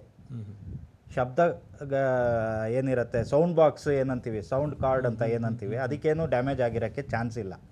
ಸೊ ಹಾಗಾಗಿ ಅವರಿಗೆ ಆ ಶಾಕ್ನಲ್ಲಿ ಅಥವಾ ನಾಲಿಗೆಯ ನರಗಳು ಏನು ಹೊಲಿಗೆ ಹಾಕಿರ್ತಾರೆ ಆ ಟೈಮಲ್ಲಿ ಹೊರಳಿಸೋದಕ್ಕೆ ಸಾಧ್ಯ ಆಗದೆ ಅದು ನಿರ್ಜೀವ ಆಗಿರುತ್ತೆ. ಟಿಶ್ಯೂಸು ಮೆಡಿಕಲ್ ಇದರಲ್ಲಿ ಆಗಿರುತ್ತೆ. ಇನ್ ದ ಸೇಮ್ ಟೈಮ್ ಈ ನಮ್ಮ ಪಂಚೇಂದ್ರಿಯಗಳೇನಿರುತ್ತಲ್ಲ, ಕಣ್ಣು, ಕಿವಿ, ಮೂಗು, ಬಾಯಿ ಮತ್ತು ಚರ್ಮ ಅಂತ ಒಂದು ಬಣ್ಣ, ರುಚಿ, ವಾಸನೆ, ಶಬ್ದ ಮತ್ತು ಸ್ಪರ್ಶ, ಇವುಗಳನ್ನು ಪಂಚೇಂದ್ರಿಯಗಳು ಮಾಡ್ತಾ ಇರ್ತವೆ. ಈ ಶಬ್ದಕ್ಕೆ ಸಂಬಂಧಪಟ್ಟಂಥದ್ದು ಏನಿರುತ್ತೆ, ಈ ಶ್ರವಣ, ಗ್ರಹಣ ಮತ್ತು ವೀಕ್ಷಣ ಇದೆಲ್ಲ ಏನು ಹೇಳ್ತೀವಲ್ಲ, ಆ ರೀತಿ ಅವರು ಓಂಕಾರ ಹೇಳ್ಕೊತಾ ಇದ್ದಿದ್ದು. ಈಗ ಮನೆಗಳಲ್ಲೇ ಇವಾಗ ಹೋಗಿ ಪೂಜೆಗಳು ಅಥವಾ ಹೋಮಗಳು, ಅವನಾದಿಗಳು, ವಿಶೇಷವಾದಂಥ ಪೂಜೆಗಳು ಮಾಡಿದಾಗ ಶ್ರೀಕಾರ, ಓಂಕಾರ, ಸ್ವಸ್ತಿಕ್ ಇದೆಲ್ಲ ಬರಿತಾ ಇರ್ತೀವಿ. ಬೀಜಾಕ್ಷರಗಳು ಅಥವಾ ಶುಭ ಸೂಚಕ ಚಿಹ್ನೆಗಳು ಅಂತ ಏನಂತೀವಿ, ಅವುಗಳಲ್ಲಿ ಪ್ರತಿಯೊಂದರಲ್ಲೂ ಸಹ ಒಂದು ಯೂನಿವರ್ಸಲ್ ಸೈನ್ಸ್ ಅಡಕಾಗಿದೆ. ಅದು ಇವತ್ತಿನವರೆಗೂ ಯಾರಿಗೂ ರಿವೀಲ್ ಮಾಡೋಕ್ಕೆ ಸಾಧ್ಯ ಆಗಿಲ್ಲ, ಅಡ್ವಾನ್ಸ್ಡ್ ಸೈನ್ಸ್ಗೆ. ಬಟ್ ಸ್ಪಿರಿಚುವಲ್ ಫೀಲ್ಡಲ್ಲಿರ್ತಕ್ಕಂಥವ್ರಿಗೆ ಅದೆಲ್ಲ ಗೊತ್ತಿರತ್ತೆ. ಕೆಲವೊಂದನ್ನು ಹೊರಗಡೆ ಹೇಳ್ಕೊಬೋದಾಗತ್ತೆ, ಕೆಲವೊಂದು ಹೇಳ್ಕೊಬಾರ್ದಾಗತ್ತೆ.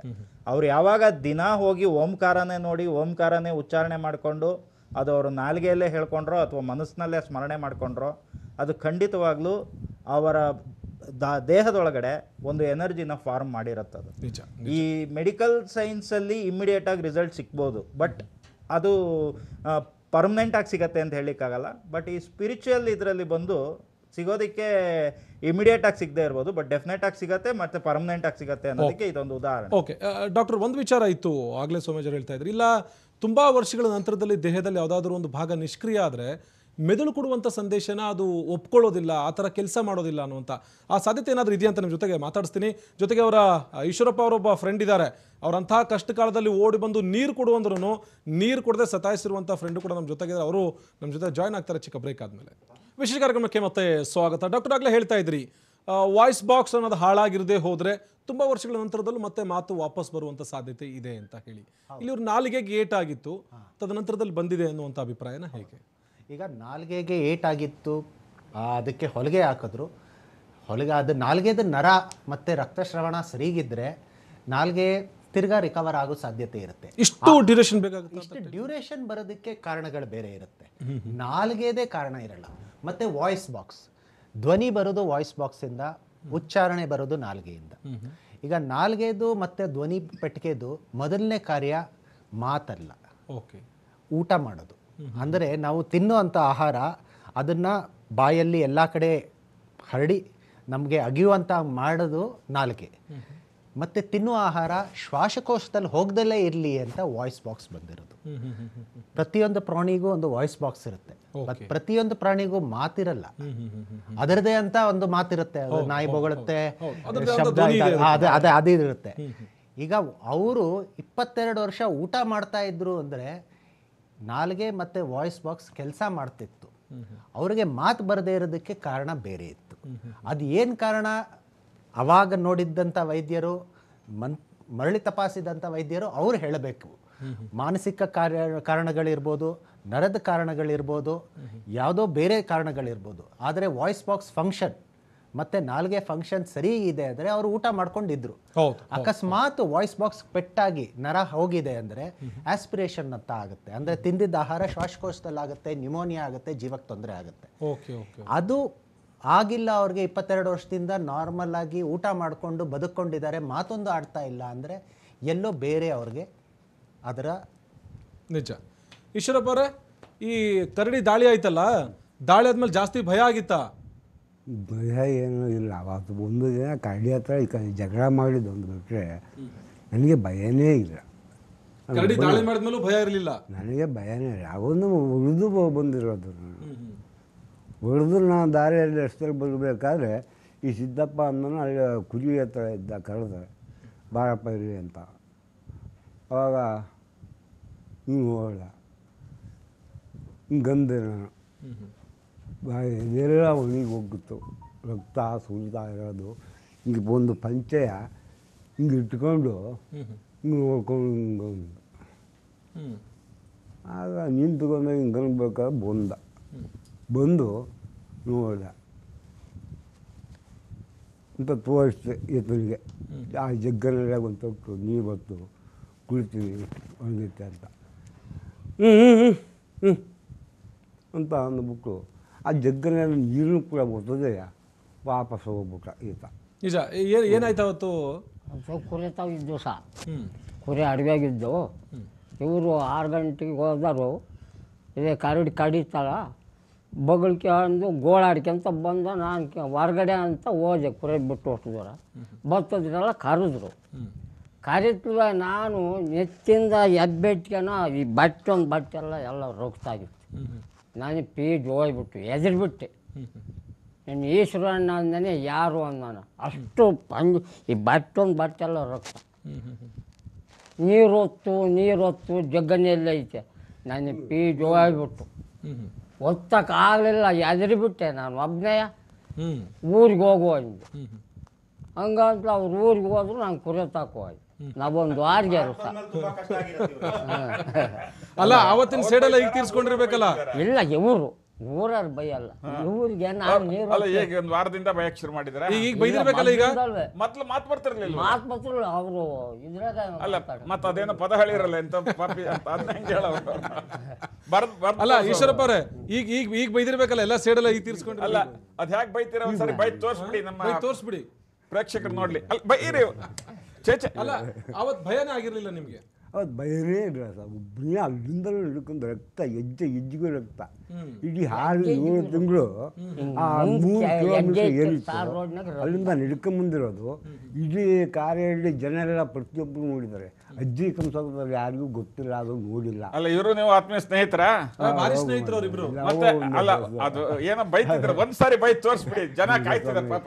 ಈಶ್ವರಪ್ಪ 22 ವರ್ಷ ಆದ್ಮೇಲೆ ಮಾತು ಬಂದಿದೆ, ಬೈರಿ ನಿಮ್ ಫ್ರೆಂಡ್ ಹೆಂಗ್ ಬೈತೀರಾ ಅಂತ. ಒಂದ್ಸಾರಿ ಬೈರಿ. ಈ ಮನೇಲಿ ಈಗ ಒಂದು ವಾರದಲ್ಲಿ ಸಿಕ್ಕಿದ್ರು, ಮಾತು ಬಂದಿತ್ತಂತೆ, ಏನೋ ಬಾಯಿರಿ ಅಂತಂದು ರಸ್ತೆ ಪಕ್ಕದಲ್ಲಿ ಹೋಗಿ ನಿಂತ್ಕೊಂಡೆ.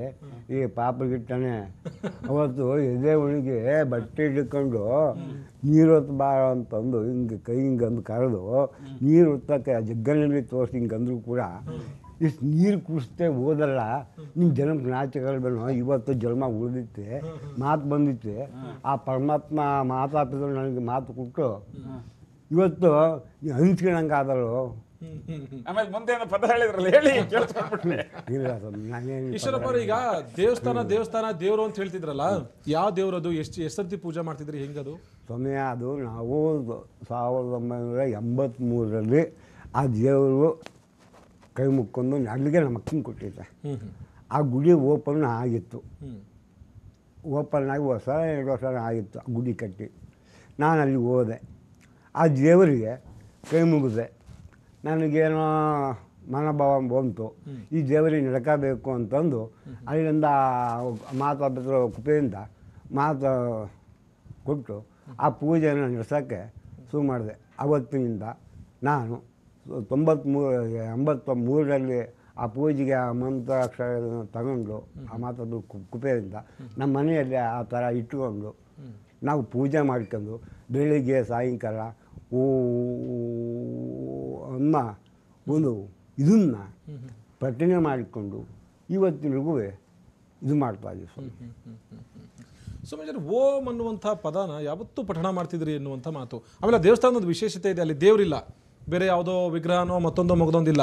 ತಂದೆ ಮತ್ತೆ ತಾಯಿ, ಮಾತಾ ಮತ್ತೆ ಪಿತಾ, ಇದೇ ದೇವ್ರನ್ನ ಇಟ್ಟು ಪೂಜೆ ಅಂತ ಹೇಳಿರ್ತಕ್ಕಂಥ 2 ಲಿಂಗಗಳಿದೆ. 2 ಲಿಂಗ ಇಟ್ಟು ಪೂಜೆ. ಆ ಲಿಂಗ ಒಂದರಲ್ಲಿ ಸ್ತ್ರೀ ಮತ್ತೊಂದು ಪುರುಷ, ತಂದೆ ತಾಯಿ ಅಂತ ಹೇಳಿ ಸೃಷ್ಟಿಗೆ ಇವರೇ ಕಾರಣೀಕರ್ತರು ಅಂತ ಪೂಜೆ ಮಾಡ್ತಿರೋದು. ಮಾತಾಚ ಪಾರ್ವತಿ ದೇವಿ ಪಿತಾ ದೇವೋ ಮಹೇಶ್ವರ ಬಾಂಧವಾಶ ಭಕ್ತಾಶ ಶ್ರೇಷ ಭುವನತ್ರಯಂ ಅಂತಕ್ಕಂಥ ಒಂದು ಭಾವನೆಯಿಂದ ಮಾತಾಪಿತೃಗಳನ್ನೇ ದೇವರು ಅಂತ ಕಾಣತಕ್ಕಂಥ ಒಂದು ದೊಡ್ಡ ಸಮುದಾಯ ನಮ್ಮ ಭಾರತದಲ್ಲಿ ಕಾಣಬಹುದು. ಭಾರತೀಯ ಪದ್ಧತಿ ಪರಂಪರೆಯಲ್ಲಿ ತಂದೆ ತಾಯಿಗಳೇ ಅವ್ರಿಗೆ ದೇವರು, ಬೇರೆ ದೇವರಿಲ್ಲ ಅಂತ. ನಮ್ಮ ಕರ್ನಾಟಕದ ಮಡಿಕೇರಿ ಕೊಡಗು ಪ್ರಾಂತ್ಯ ಅಲ್ಲಿ ಹೋದರೆ ಅಲ್ಲಿ ಸ್ಥಾನಿಕ ದೇವರು ಓಂಕಾರೇಶ್ವರ ಇದ್ದರೂ ಕೂಡ ಬಹಳಷ್ಟು ಜನ ಕೊಡಗು ಸಮುದಾಯದವರು, ಕೂರ್ಗೀಸ್ ಅಂತ ನಾವೆಂದು ಕರಿತೀವಿ, ಅವರುಗಳಿಗೆ ಹಿರಿಯರೇ ದೇವರು. ಅವರ ಹಿರಿಯರು, ತಂದೆ ತಾತ ಮುತ್ತಾತಂದ್ರೆ ಅವರೇ ದೇವರು ಅಂತ, ಅದಾದ್ರ ಮೇಲೆ ಬೇರೆ ದೇವರು ಅಂತ. ನನ್ನ ನಿತ್ಯ ಜೀವನದಲ್ಲೂ ಕೂಡ ತಂದೆ ತಾಯಿಗಳನ್ನೇ ದೇವರು ಅಂತ ಮೊದಲನೇ ಸ್ಥಾನ ಕೊಟ್ಟು ಅನಂತರದಲ್ಲಿ ನಾನು ಆರಾಧನೆ ಮಾಡುವಂಥ ದೇವರು ಅಂತ. ಅಂತಹ ಒಂದು ದೊಡ್ಡ ಸಮುದಾಯ ಭಾರತ ಆಸೇತು ಹಿಮಾಚಲ ಪರ್ಯಂತ ನಾವು ಕಾಣಬಹುದು. ಭಾರತಾದ್ಯಂತ ತಂದೆ ತಾಯಿಗಳಿಗೆ ದೇವರು ಅಂತ ಅದೊಂದು ಭಕ್ತಿ ಇಟ್ಕೊಂಡು ಭಕ್ತಿಯಿಂದ ಜಗನ್ಮಾತೆ, ಜಗನ್ನಿಯಾಮಕ, ಜಗದ್ರಕ್ಷಕ, ಜಗದೀಶ್ವರನ್ನ ತಂದೆ ತಾಯಿ ರೂಪದಲ್ಲಿ ಕಂಡವರು ಪೂಜೆ ಪ್ರಾರ್ಥನೆ ಮಾಡಿಕೊಂಡು ಓಂಕಾರ ಪಠಣವನ್ನು ಮಾಡಿಕೊಂಡು, ಓಂಕಾರದಲ್ಲಿ ಬಹಳ ಮಹತ್ವ ಇರತಕ್ಕಂಥದ್ದು. ಈ ನಾವು ಗೃಹಸ್ಥರು, ಲೌಕಿಕರು, ನಾವುಗಳೆಲ್ಲ ಬೇರೆ ಬೇರೆ ವಿಧಿಪೂರ್ವಕವಾದ, ಆಗಮೋಕ್ತವಾದ, ವೇದೋಕ್ತವಾದ ಮಂತ್ರ ಇದರದ ಆರಾಧನೆ, ಪೂಜೆ ಪುನಸ್ಕಾರಗಳನ್ನು ಇಟ್ಟುಕೊಂಡಿದ್ರು ಕೂಡ ಸರ್ವಸಂಗ ಪರಿತ್ಯಾಗಗಳಾದಂತಹ ಸನ್ಯಾಸಿಗಳು ಅವರ ಧ್ಯಾನ ಓಂಕಾರದಲ್ಲೇನೆ. ಅವ್ರು ಇನ್ಯಾವುದು ಬೇರೆದು ನಮ್ಮ ಥರದ ಉಳಿದ ಜಪ ಗಿಪ ಅದೆಲ್ಲ ಮಾಡಿಕೊಂಡ್ರು ಕೂಡ ಕೊನೆಯದಾಗಿ ಓಂಕಾರ ಅಲ್ಲ, ಓಂಕಾರವೇ ಅವರ ಧ್ಯಾನ, ಓಂಕಾರವೇ ಅವರ ಓಂ ಓಂ ಅಂತ ಹೇಳಿ ಅದರಲ್ಲೇನೆ. ಹಾಗಾಗಿ ಓಂಕಾರಕ್ಕೆ ಬಹಳ ಮಹತ್ವ ಇದೆ ನಮ್ಮಲ್ಲಿ. ಆ ಓಂಕಾರದಿಂದ ಅವರು ಆಗ ಅವ್ರಿಗೆ ಇದು ಬರದೇ ಇದ್ರು, ಮಾತಾಡದೇ ಇದ್ದಾಗ ಕೂಡ ಓಂ ಓಂ ಅಂತ ಹೇಳ್ಕೊಳ್ತಿದ್ರಲ್ವಾ? ಶಬ್ದ ಇದೆ ಹೃದಯದಲ್ಲಿ. ಅದು ಹೇಗೆ ಹೇಳ್ತಿದ್ರಿ ಅವಾಗ ಹೇಳಿ? ಅದರ ಸ್ವರ ಬರ್ತಾ ಇತ್ತು. ಹೌದು ಸ್ವರ ಹೇಳಿ ಅಷ್ಟೇ ಅದನ್ನ ಹೇಳ್ತಾ ಇದ್ರು. ಅದು ಯಾವುದೋ ಒಂದು ಸಂದರ್ಭದಲ್ಲಿ ಅವ್ರಿಗಿನ್ ಸಾಕು ಮಾತಾಡೋಣ ಅನ್ಸಿರ್ಬೇಕು, ಅದು ಒಂದು ಅನ್ಸಿರ್ಬೇಕು. ಹಾಗಾಗಿ ಆ ಒಂದು ಮೂಮೆಂಟಲ್ಲಿ ಮಹಿಷಾಸುರ ಎಮ್ಮೆ ರೂಪದಲ್ಲಿ ಅವ್ರಿಗೆ ಬಂದು ಅದು ಹೇಗಾಗಿದ್ದು ನಾವು ಎಷ್ಟೋ ಕಡೆ ಇಂಥದ್ದೆಲ್ಲ ಕೇಳ್ತಾ ಇರ್ತೀವಿ ಎಷ್ಟೋ ವರ್ಷದಲ್ಲಿ. ಇನ್ನೊಂದು ವಿಚಿತ್ರ ಅಂದರೆ, ಒಂದು 4-5 ವರ್ಷಗಳ ಕೆಳಗಡೆ ಉತ್ತರ ಭಾರತದಲ್ಲಿ ಒಂದು ದೊಡ್ಡ ಪ್ರವಾಹದ ಸಮಯದಲ್ಲಿ ಯಾವತ್ತೂ ಈಜೋರಲ್ಲ, ಯಾವತ್ತೂ ಈಜೇ ಇಲ್ಲ ಲೈಫಲ್ಲಿ. ಅವನು ಮಗು ಬಿದ್ದು ಹೋಗ್ಬಿಡ್ತು ನೀರಿಗೆ, ಹಾರ್ಬಿಟ್ಟು ಅವ್ನ ಕೈಕಾಲೆಲ್ಲ ಆಡಿಸ್ಕೊಂಡು ಈಜ್ಕೊಂಡು ಅಂತ ಹೇಳ್ತಾರೆ. ಅದೆಲ್ಲ ವಿಡಿಯೋದಲ್ಲಿ ಮಾಡಿ ತೋರಿಸಿರೋದಿದೆ. ಆ ಮಗುನ ಬದುಕಿಸ್ಬಿಟ್ಟ. ನಿಜ ನಿಜ. ನಿಂಗೆ ಈಜು ಹೆಂಗಪ್ಪ ಬಂತು ಈ ಪ್ರವಾಹದಲ್ಲಿ ಅಂದ್ರೆ ಗೊತ್ತಿಲ್ಲ. ಯಾವತ್ತು ಈಜಕ್ಕೆ ಬರ್ದಿರೋರು ಕೂಡ ಈಜ್ತಾರೆ ಅಂತ ಸಂದರ್ಭದಲ್ಲಿ ಅಂತ. ಇನ್ನು ಈಶ್ವರಪ್ಪ ಅವ್ರದ್ದು ಒಂದು ಕಥೆ ಇದೆ, ಹೇಗ್ ಮಾತು ಬಂತು ಅಂತ. 22 ವರ್ಷಗಳ ಕಾಲ ಮಾತಾಡದೇ ಇರುವಂತಹ ವ್ಯಕ್ತಿ ಏಕಾಏಕಿ ಮಾತಾಡಬೇಕು ಅಂದ್ರೆ ಅದಕ್ಕೊಂದು ಹಿನ್ನೆಲೆ ಇರುತ್ತೆ. ಆವತ್ತು ನಡೆದಿರುವಂತಹ ಘಟನೆ ಏನು, ಯಾವ ರೀತಿಯಾಗಿ ಒಂದೊಂದಾಗಿ ಮಾತಾಡ್ತಾ ಹೋದ್ರು. ಸ್ವತಃ ಈಶ್ವರಪ್ಪ ಅವ್ರ ಬಳಿಯಲ್ಲಿ ಕೇಳೋಣ ಚಿಕ್ಕ ಬ್ರೇಕ್ ಆದ್ಮೇಲೆ. ವಿಶೇಷ ಕಾರ್ಯಕ್ರಮಕ್ಕೆ ಮತ್ತೆ ಸ್ವಾಗತ. ವಸ್ತುನಿಷ್ಠರು ಆಗ್ಲೇ ಕೇಳ್ತಾ ಇದ್ದೆ, ಒಂದು ಪ್ರದೇಶಕ್ಕೆ ಮನುಷ್ಯ ಪದೇ ಪದೇ ಹೋಗಿ ಅಥವಾ ಒಂದು ವಸ್ತುನ ಜಾಸ್ತಿ ಪೂಜೆ ಮಾಡೋದ್ನು ಅಥವಾ ಅದನ್ನೇ ದೇವರು ಅಂತಾನೆ ಅನ್ಕೊಂಡು ಅದನ್ನ ನಡ್ಕೊಳ್ತಾ ಹೋದ್ರೆ ಈ ತರದ ಪವಾಡ ಆಗೋಕೆ ಸಾಧ್ಯ ಇದೆಯಾ ಅಂತ. ಆ ಪ್ಲೇಸ್ ಮಹತ್ವನೂ ಇರುತ್ತಾ ಇಲ್ಲ. ರೀಬೌನ್ಸಿಂಗ್ ಆಫ್ ಪಾಸಿಟಿವ್ ವೈಬ್ರೇಷನ್ಸ್. ಇವಾಗ ಏನಾಗುತ್ತೆ, ಡ್ರೈವಿಂಗ್ ಅನ್ನೋಂಥದ್ದು ಯಾರು ಕಲ್ಸ್ಕೊಡ್ಬೋದು ಹೊರತು ಅದಕ್ಕೆ ಸ್ಕ್ರಿಪ್ಟೆಡ್ ಟೆಕ್ಸ್ಟ್ ಸ್ಕ್ರಿಪ್ಟೆಡ್ ಯಾವುದೂ ಇಲ್ಲ. ಅದು ಕಾನ್ಷಿಯಸ್ನೆಸ್, ಪ್ರಜ್ಞೆ. ಅದು ಸ್ವಲ್ಪ ದಿನದ ಮಟ್ಟಿಗೆ ಗಾಡಿ ಓಡಿಸ್ಲಿಂದ ಅದಿದ್ದು ಮಾತ್ರಕ್ಕೆ ಔಟ್ ಆಫ್ ಟಚ್ ಇಲ್ಲ ಅಂತ ಹೇಳ್ತೀವಿ ಹೊರತು ಮರ್ತೋಗಿದ್ದೀವಿ ಯಾರು ಹೇಳಲ್ಲ. 10 ವರ್ಷ 15 ವರ್ಷ ಬಿಟ್ಟು ಸಹ ಮತ್ತೆ 2 ವೀಲರ್ ಓಡಿಸ್ತಾರೆ, ಕಾರ್ ಸೈಕಲ್ ನಾವು ಅದು ಕಾನ್ಷಿಯಸ್ನೆಸ್. ಆ ರೀತಿ ಈ ಮಾತಾಡುವಂಥದ್ದು ಯಾವುದೋ ಒಂದು ಶಾಕ್ನ ಸಂದರ್ಭದಲ್ಲಿ ಅಥವಾ ಯಾವುದೋ ಒಂದು ಆರ್ಗ್ಯಾನ್ಸ್ ಅಥವಾ ಇದರಿಂದ ಅವರಿಗೆ ಮಾತು ನಿಂತಿತ್ತೋ ಹೊರತು ಅವ್ರ ಮಾತು ಮರ್ತಿಲ್ಲ, ಅವರು ಪ್ರಯತ್ನ ಮಾಡಿದ್ದಾರೆ. ಮತ್ತು ಏನು ಅವರ ಒಳಗಡೆನ ಅಂತಃಶಕ್ತಿ ಏನಿರತ್ತಲ್ಲ, ಪ್ರತಿಯೊಂದಕ್ಕೂ ಸಹ ನಮ್ಮ human body is made of bio properties. ಕೆಲವೊಂದು ಟೈಮಲ್ಲಿ ಹೊರಗಡೆಯಿಂದ ಔಷಧಿಗಳು ಕೆಲಸ ಮಾಡಿಲ್ಲ ಅಂತಂದ್ರೂ ಅದ್ರ ಪಾಡಿಗೆ ಅದನ್ನು ತಟಸ್ಥವಾಗಿ ಬಿಟ್ಬಿಟ್ಟಾಗ ಯಾವುದೋ ಒಂದು ಶಾಕ್ಗೊಳಗಾಗಿ ಹ್ಯಾಂಗ್ ಆಗಿರತ್ತಲ್ಲ, ಕೇಳಿಸ್ದಿರೋ ಇರೋದಾಗ್ಬೋದು ಅಥವಾ ಕಾಣಿಸ್ದಿರೋ ಇರೋದಾಗ್ಬೋದು ಅಥವಾ ಮಾತಾಡೋಕ್ಕಾಗದೇ ಇರೋದಾಗ್ಬೋದು ಅಥವಾ ಜೋಮ್ ಹಿಡಿದಾಗ ಸ್ಪರ್ಶ ಜ್ಞಾನ ಇಲ್ಲದೆ ಇರೋದಾಗ್ಬೋದು, ಸ್ವಲ್ಪ ಟೈಮ್ ತೊಗೊಳತ್ತದು. ಅದಕ್ಕೆ ಬಿಟ್ಬಿಟ್ರೆ ಬಾಡಿಗೆ ಮತ್ತೆ ಅದನ್ನು ಸರಿ ಮಾಡ್ಕೊಳ್ಳೋದಕ್ಕೆ ಅದೇ ರೀಪ್ರೋಸೆಸ್ ಮಾಡ್ಕೊಳತ್ತದು, ರಿಪೇರ್ ಮಾಡಿ ಮತ್ತೆ ಅದೇ ಸರಿ ಮಾಡುತ್ತೆ. ಇವ್ರ ವಿಚಾರದಲ್ಲಿ ಅವರ ಅದೇ ಮಾತಾ ಪಿತಾ ದೇವತೆಗಳದ್ದು ಅಂತ ಏನು ಪೂಜೆ ಮಾಡ್ಕೊಂಬಂದಿದ್ದಾರಲ್ಲ, ಅದು ಒಂದು ಯೂನಿವರ್ಸಲ್ ಎನರ್ಜಿ ಅದು.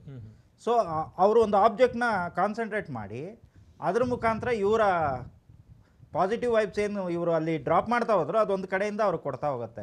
ಫಾರ್ ಎಕ್ಸಾಂಪಲ್ ನೀವು ತಗೊಳ್ಳಿ ಮೂಕಾಂಬಿಕಾ ಸ್ಟೋರಿ, ಕೊಲ್ಲೂರು ಮೂಕಾಂಬಿಕಾ ಸ್ಟೋರಿಲಿ ಮೂಕಾಸುರ ಯಾವುದೋ ಒಂದು ಸೃಷ್ಟಿ ನಿಯಮಕ್ಕೆ ವಿರುದ್ಧವಾದಂಥ ವರ ಕೇಳಕ್ಕೆ ಹೋದಾಗ ಸೃಷ್ಟಿನೇ ಆತ ಮಾತನ್ನು ನಿಲ್ಲಿಸುತ್ತೆ. ಅದಾದ ನಂತರ ಭಾಳ ಪ್ರೋಸೆಸ್ ಆಗಿ ನಮಗೆ ರಿಟರ್ನ್ ಬರುತ್ತೆ. ಕುರಿ ಮೇಯಿಸ್ಕೊಂಡಿದ್ದಂಥ ಕಾಳಿದಾಸನಿಗೆ ಓಂಕಾರ ನಾಲ್ಗೆ ಮೇಲೆ ತಾಯಿ ಕಾಳಿ ಬರದ್ಲು ಅಂತ ಆದಮೇಲೆ ಆತನಿಗೆ ಕಾನ್ಷಿಯಸ್ನೆಸ್ ಅಂದರೆ ಆ ಜ್ಞಾನ ಅನ್ನೋದು, ಆತನ ಬರ್ತ್ ಪರ್ಪಸ್ ಏನಿತ್ತು ಅದು ಬರುತ್ತೆ. ಇವರ ಜನ್ಮ ಉದ್ದೇಶ ಏನಿತ್ತು ಗೊತ್ತಿಲ್ಲ, ಅಲ್ಲಿರೋ ಎನರ್ಜಿಗಳಿಗೇನೆ ಬಹುಶಃ ಆ ಎನರ್ಜಿಗಳ ಏನು ಶಕ್ತಿ ಹೇಳ್ತಾ ಇದ್ದೀರಾ ಅವುಗಳು ತಮ್ಮ ಶಕ್ತಿಯನ್ನು ಪ್ರಕಟ ಮಾಡ್ಕೊಳ್ಳೋದಕ್ಕೆ ಇವರನ್ನ ಉಪಯೋಗಿಸ್ಕೊಂಡಿರ್ಬೋದು.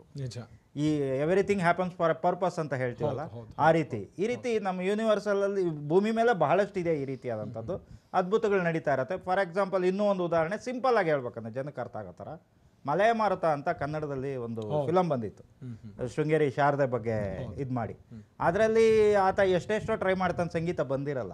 ಆದರೆ ಆ ಗುರುಗಳ ಆತ್ಮನೇ ಆತನಿಗೆ ಕಾನ್ಷಿಯಸ್ನೆಸ್ ಆಗಿ ಬರುತ್ತೆ, ಪ್ರಜ್ಞೆಯಾಗಿ ಸಂಗೀತ ಬರುತ್ತೆ. ಅದರ ಕೆಲಸ ಮುಗಿದಾದ್ಮೇಲೆ ಬಿಟ್ಟು ಹೋಗುತ್ತೆ, ಮಾತು ನಿಂತು ಹೋಗುತ್ತೆ. ನಂತರ ಹೋಗಿ ಪ್ರಾರ್ಥನೆ ಮಾಡಿಕೊಂಡು ಪ್ರಯತ್ನ ಮಾಡಿದಾಗ ಮತ್ತೆ ಅದು ಬರುತ್ತೆ. ಅಂದರೆ ಇಲ್ಲಿ ಪ್ರತಿಯೊಂದು ಸಹ ಸಾಧ್ಯವಿದೆ, ಆದರೆ ಪ್ರಯತ್ನ ಮಾಡಬೇಕು ಅನ್ನೋದಕ್ಕೆ ಇದೊಂದು ಉದಾಹರಣೆ. ನಿಜ, ಪ್ರಯತ್ನ ಪಟ್ಟಿದ್ದಾರೆ, ಸತತವಾದ ಪ್ರಯತ್ನ ಮಾಡಬೇಕು. ಈಗ ಆಗಿಲ್ಲ, ಇದು ಆಗೋದೇ ಇಲ್ಲ ಅಂತ ನಿರ್ಧಾರಕ್ಕೆ ಬರೋದು ತಪ್ಪಾಗತ್ತೆ. ಡಾಕ್ಟರ್ ಆಗಿ ನೀವು ಹೆಂಗಿದ್ದನ್ನು ವಿಶ್ಲೇಷಣೆ ಮಾಡ್ತೀರಿ ಡಾಕ್ಟರ್ ರಮೇಶ್? ಇದು ಯಾಕಂದ್ರೆ ಹೇಳ್ತಾ ಇರೋದು ಮಾತು ಮರ್ತು ಹೋಗಿಲ್ಲ ಅವರಿಗೆ, ಬಟ್ ನಿಂತು ಹೋಗಿತ್ತು ಅಂತ. ಮಾತು ಮರ್ತಿರಲ್ಲ, ಅವರು ನಿಂತು ಹೋಗಿರುತ್ತೆ ಅವ್ರಿಗೆ. ನೋಡಿ, ಈಗ ಒಂದು ನರದ ಪೆಟ್ಟು ಅಥವಾ ದೈಹಿಕ ಯಾವುದೇ ಅವ್ರಿಗೆ ತೊಂದರೆ ಆಗಿರಲಿಲ್ಲ. ಆ ಕ್ಷಣಕ್ಕೆ ಅವಾಗ ಆಗಿದ್ದ ತೊಂದರೆಗೆ ವೈದ್ಯರ ಚಿಕಿತ್ಸೆ ಕೊಟ್ಟರು, ಅವ್ರಿಗೆ ನಾಲ್ಗೆಗೆ ಹೊಲಿಗೆ ಹಾಕಿದ್ರು, ಮತ್ತು ಬೇರೆ ಎಲ್ಲ ಗಾಯಗಳಿಗೆ ಔಷಧಿ ಉಪಚಾರ ಮಾಡಿದ್ರು ಅದರಿಂದ ಸರಿ ಹೋಯಿತು. ಅದರ ನಂತರ ಅವ್ರಿಗೆ ಇದ್ದಿದ್ದು ಮಾನಸಿಕ, ಬಹುಶಃ ನಾನು ಊಹಿಸೋದು ಅಂಥದ್ದು ಮಾನಸಿಕ, ಅವ್ರಿಗೆ ಮಾನಸಿಕ ವೇದನೆ ಅಥವಾ ಏನು ಹೇಳ್ತೀವಿ ಮೆಂಟಲ್ ಬ್ಲಾಕ್ ಅಂತ ಹೇಳ್ಬೋದು. ಅದರಿಂದ ಅವರು ಮಾತಾಡಲಿಕ್ಕೆ ಕಷ್ಟಪಡ್ತಾಯಿದ್ರು. ನಾಲ್ಗೆ ಹೊಲಿಗೆ ಹಾಕಿದ್ದಾಗ ನಾಲ್ಗೆ ತಿರುಗಿಸೋದು, ನಾಲ್ಗೆ ಹೊರಡಿಸೋದು, ನಾಲ್ಗೆ ಚಾಚೋದು ಕಷ್ಟ ಆಗುತ್ತೆ. ಆ ಸಮಯದಲ್ಲಿ ಅವ್ರಿಗೆ ಮಾತು ಬರದಲ್ಲೇ ಇರ್ಬೋದು. ಆ ಸಮಯದಲ್ಲಿ ಅವ್ರಿಗೆ ಭಯ ಬಂದು ನನಗೆ ಮಾತು ಬರದಿಲ್ಲ ಅಂತ ನಿಂತು ಹೋಗಿರ್ಬೋದು. ಅದರ ನಂತರ ಅವ್ರಿಗೆ ಆ ಬುದ್ಧಿ ಅವ್ರಿಗೆ mental awareness that he can do it ಅನ್ನೋದು ಸ್ವಲ್ಪ ದಿನ ತಡವಾಗಿ ಬಂದಿದೆ. ನನ್ನ ಪ್ರಕಾರ ಇದು ಸೈಂಟಿಫಿಕಲಿ ನಾವು ಹೇಳಬೇಕು ಅಂದರೆ ಇದಾಗಿರ್ಬೋದು. ಇದನ್ನು ನಾವು ಈಗ ನಾವು ಎಷ್ಟೋ ಜನ ಹಿಂದೂ ಧರ್ಮನ ಪಾಲಿಸ್ತೀವಿ, ಎಷ್ಟೋ ಜನ ಇಸ್ಲಾಂ ಧರ್ಮನ ಪಾಲಿಸ್ತೀವಿ, ದೇವರು ಅಂತ ಹೇಳ್ತೀವಿ, ದೇವರಲ್ಲಿ ಅದನ್ನು ಕಾಣಿಸ್ಕೋತೀವಿ. ಕೆಲವರು ಅದನ್ನು ವಿಲ್ ಪವರ್ ಅಂತ ಹೇಳ್ತಾರೆ. ಅದು ಒಬ್ಬೊಬ್ಬರು ಒಂದೊಂದು ಥರ ಅದನ್ನು ಇದು ಮಾಡುವಂಥದ್ದು. ಇದನ್ನು ನಾವು ನಮಗೆ ಅರ್ಥವಾಗಿದ್ದ ಮೆಡಿಕಲ್ ಸೈನ್ಸ್ ನಮಗೆ ಗೊತ್ತಿರೋದು ಇಷ್ಟು ಇರೋದು ಹಿಡಿ ಇದು. ಸೊ ಎಲ್ಲಾನು ಮೆಡಿಕಲ್ ಸೈನ್ಸ್ ಪ್ರಕಾರ ನಾವು ಎಕ್ಸ್ಪ್ಲೈನ್ ಮಾಡ್ಲಿಕ್ಕೆ ಆಗೋದಿಲ್ಲ. There are certain things which is beyond the ಸಂದರ್ಭದಲ್ಲಿ ಸಂಜಯ್ ಏನು ಇವರಿಗೆ ಧೃತರಾಷ್ಟ್ರನ್ಗೆ ಎಕ್ಸ್ಪ್ಲೈನ್ ಮಾಡ್ತಾ ಇರ್ಬೇಕಾರೆ ಸರ್ಟನ್ ಪೀರಿಯಡ್ ಯಾವಾಗ ಶ್ರೀಕೃಷ್ಣ ವಿಶ್ವರೂಪ ಧಾರಣೆ ಮಾಡಿದಾಗ ಕಾಣಿಸೋದಿಲ್ಲ, ಅವಾಗ ಏನು ಗೊತ್ತಾಗೋದಿಲ್ಲ, ಸಂಜಯನಿಗೇನು ಕಾಣಿಸೋದೇ ಇಲ್ಲ. ಅಲ್ಲಿಂದ ಸಂಜಯ್ ಕಾಣಿಸಲ್ಲ, ಬಟ್ ಧೃತರಾಷ್ಟ್ರನ್ ಕಾಣಿಸಿರುತ್ತೆ. ಆ ಟೈಮಲ್ಲಿ ಧೃತರಾಷ್ಟ್ರನ್ ಕಣ್ಣಿಲ್ಲ ಅಂದರೆ ಅದು ಜ್ಞಾನಚಕ್ಷು ಆಕ್ಟಿವ್ ಆಗುತ್ತೆ ಅಂತ ಸ್ಪಿರಿಚುವಲ್ ಭಾಷೆಯಲ್ಲಿ ಹೇಳ್ತೀವಿ. ಆ ವಿಶ್ವರೂಪ ಧೃತರಾಷ್ಟ್ರನ್ ಕಾಣಿಸಿರುತ್ತೆ, ಸಂಜಯ್ಗೇನು ಕಾಣಿಸಿರಲ್ಲ. ನಿಜ ಸೋಮೇಶ್ ಅವರೇ, ಒಂದು ಪರ್ಟಿಕ್ಯುಲರ್ ಪ್ರದೇಶಕ್ಕೆ ಅಥವಾ ಒಂದು ಪರ್ಟಿಕ್ಯುಲರ್ ರುಟೀನ್ ಆಗಿರೋ ಕೆಲಸನ ಮಾಡ್ತಾ ಮಾಡ್ತಾ ಮಾಡ್ತಾ ಪ್ರಾಕ್ಟೀಸ್ ಮಾಡ್ತಾ ಮಾಡ್ತಾ ಮಾತು ಬರೋದಕ್ಕೆ ಸಾಧ್ಯ ಇದೆಯಾ ಅಂತ? ಸಾಧ್ಯ ಇದೆ. ಇದು ಒಂದು ಪರ್ಟಿಕ್ಯುಲರ್ ಮಂತ್ರನೋ ಅಥವಾ ಓಂಕಾರನೋ ಈ ಥರದ್ದು, ಅದರಲ್ಲಿ ಓಂಕಾರದಲ್ಲಿ ಅಥವಾ ಪರ್ಟಿಕ್ಯುಲರ್ ಮಂತ್ರಗಳಲ್ಲಿ ತನ್ನದೇ ಆದ ಒಂದು ಶಕ್ತಿ ಇರುತ್ತೆ. ಅದನ್ನು ಶ್ರದ್ಧಾಭಕ್ತಿಯಿಂದ over a period of time ಅವ್ರು ಸಾಧನೆ ಮಾಡಿದಾಗ ಅದರ ಫಲ ಸಿಗುತ್ತೆ. ಅಂಥ ಬೇಕಾದಷ್ಟು ಉದಾಹರಣೆಗಳಿದ್ದಾವೆ. ನಿಜ. ಯಾವುದೇ ಒಂದರ ಮೇಲೆ ನಾವು ಕೇಂದ್ರೀಕರಿಸಿ ಜಪ ಅಂತಂದ್ರೆ ಏನು ಅಂದರೆ ಮೆಡಿಟೇಷನ್. ಒಂದರನ್ನು ನೇರವಾಗಿ ಅದರ ಮೇಲೇ ನಮ್ಮ ಮನಸ್ಸನ್ನು ಪೂರ್ಣ ಏಕಾಗ್ರತೆ ಕೇಂದ್ರೀಕರಿಸಿ ನಾವಲ್ಲಿ ಧ್ಯಾನವನ್ನು ಮಾಡಿಕೊಂಡಾಗ ಆ ಒಂದು ಕಾಸ್ಮಾಸ್ನಲ್ಲಿರ್ತಕ್ಕಂಥ ಪವರನ್ನು ನಾವು ಡ್ರಾ ಮಾಡ್ತಕ್ಕಂಥ ಶಕ್ತಿ ನಮಗೆ ಬರುತ್ತೆ. ಹಾಗಾಗಿ ಮಾತು ಬಂದಿರತಕ್ಕಂಥದ್ದು ಸ್ವಲ್ಪ ಆಶ್ಚರ್ಯವೇ ಆದರೂ ಕೂಡ ಅಸಾಧ್ಯ ಅಥವಾ ನಂಬಲಿಕ್ಕೆ ಅನರ್ಹ ಅಂತ ಹೇಳ್ತಕ್ಕಂಥ ತಪ್ಪು. ದೇವತಾ ಅನುಗ್ರಹ ಇದೆ ಅನ್ನೋದು ಸರಿಯಾಗಿದೆ. Okay okay. ಇವರು ನೋಡಿದಂಥ ಸಂದರ್ಭದಲ್ಲಿ ಮಾತಾಡ್ತಾ ಇರಲಿಲ್ವಾ? ಇಲ್ಲ ಇಲ್ಲ. ಯಾವಾಗ ಸಿಕ್ಕರು, ಯಾವಾಗ ಮಾತಾಡ್ಸಿದ್ದು ಇತ್ತೀಚೆಗೆ? ಈಗ ಕಾಣ್ರಿ, ಎಷ್ಟು ದಿವಸದ ಕೆಳಗೆ ಉಗಾದಿ ಹಬ್ಬ ಅವಾಗಿನಿಂದ ಮಾತು ಬಂದಿರೋದು. ಗೊತ್ತಾಯ್ತಾ ನಿಮ್ಗೆ ಮಾತು ಬರ್ತಾ ಇದೆ? ಎಲ್ಲೇ ಹೋಗ್ತಿದ್ದ ನಮ್ಮೂರಿಗೆ ಬಂದು ಈಶ್ವರನ ಬಾ ಅಂತ ಅಮ್ಮನ ದೇವಸ್ಥಾನದಾಗ ಕುಂತಿದ್ದು. ಮಾತು ನಿಂತೋಗಿರ್ಬೇಕಲ್ಲ ಒಂದು ಸೆಕೆಂಡು. ಅಲ್ಲ ಇಲ್ಲ, ಬಾ ಅಂತ ಕರೆದ್ರ? ಬಾ ಅಂತ ಕರೆದು ಬಂದ ಪಾಪ ಕರ್ಮಾಚೆ ಬಂದು ನಾನು ಇನ್ನು ಅಮ್ಮನ ದೇವಸ್ಥಾನದಾಗ ಒಂದು 10-12 ಜನ ಇದ್ದು. ಈಶ್ವರನ ಮಾತು ಬರ್ತವಂತ ಉಕಾಣ ಮಾತು ಬರ್ತವಂತ ಚೆನ್ನಾಗಿ ನಿಮ್ಮ ಮಾತು ನಿಂತೋಯ್ತಾ? ನಾವು ನೋಡಿರಲಿಲ್ಲ. Okay okay okay. ಇವ್ರು ಮಾತಾಡ್ತಾರೆ, ಹೆಂಗೆ ಮಾತು ಬಂತು, ಹೆಂಗೆ ಘಟನೆ ಹೆಂಗಾಯ್ತು ಅಂತ? ಘಟನೆ ಏನಿಲ್ಲ, ನಾವು ತೋಟಕ್ಕೆ ಹೋಗ್ತೀವಿ, ಅಲ್ಲಿ ಹೋಗ್ತೀವಿ, ಎಮ್ಮೆ ಹೊಡ್ಕೊಂಡು ಹೋಗ್ತೀವಿ, ನೀರು ಬಿಡ್ತೀವಿ, ಎಮ್ಮೆಗಳು ಮೇಯ್ತಾ ಇದ್ವು, ತೆಂಗಿನ ಗಿಡ ಕಡಿಯಕ್ಕೆ ಬಂದು ನಾನು ಅಂತ ಇದು ಮಾಡಿದೆ. ತೆಂಗಿನ ಗಿಡ ಕಳೆದು ಸಾಂಗಟ್ಟೆ ಬೆಳೆಸಿ ಗಿಡಗಳ ಇವತ್ತು ಸುಳಿ ಕಳೆದು ಒಂದು ಒಣಗೋತು ಯಾತ ಬರ್ತದೆ ಸೊಸಿ ಅಂತ ಗದರ್ಕಂದು ಕಲ್ ತಗೊಂಡು ಹೊಡೆದೆ. ಆಗ ಒಂಥರ ವಿಷಲ್ ಬಂದಂಗೆ ಆಯ್ತು. ಅನ್ಬೇಕಾದ್ರೆ ಒಂದು ವಿಷಲ್ ಬಂದಂಗಾಗಿ ಅದರಿಂದ ಮತ್ತೊಂದು 4-5 ಸರಿ ಕಲ್ ತಗೊಂಡು ಹೋಗೋದೆ ಅಂತ. ಆಗ ವಿಷಲು ಇದಾಗಿ ಆಗ ಒಂದು ಸ್ವಲ್ಪ ಮಾತು ಅಳಕ್ಕೆ ಬಂತು. ಅಷ್ಟೊತ್ತಿಗೆ ಒಬ್ಬ ಮಗ ಬರ್ತಾ ಇದ್ದ, ಚಿಕ್ಕವನ ಜೊತೆಗಿದ್ದಂತಲ್ಲ, ಅದೇ ಮಗ ಬರ್ತಾ ಇದ್ದ, ನೋಡಿದೆ ಅಂದೆ. ಆಗ ಮಾತು ಬಂತು. ಆ ಮಗನಿಗೆ ಮಾತು ಬಂತಪ್ಪ ಇವತ್ತು. ಆಮೇಲೆ ಹೆಂಗೆ ಮಾತಾಡೋಕೆ ಶುರು ಮಾಡಿದ್ರಿ? ಒಂದೊಂದು ಜ್ಞಾಪಕ ಇತ್ತು ಮೊದಲೇ? ಜ್ಞಾನ ಇತ್ತು. ಕಿವಿ ನನಗೆ ಕಿವಿಡಾಗಿರಲಿಲ್ಲ, ಕಿವಿ ಕೇಳಿಸ್ತಾ ಇತ್ತು.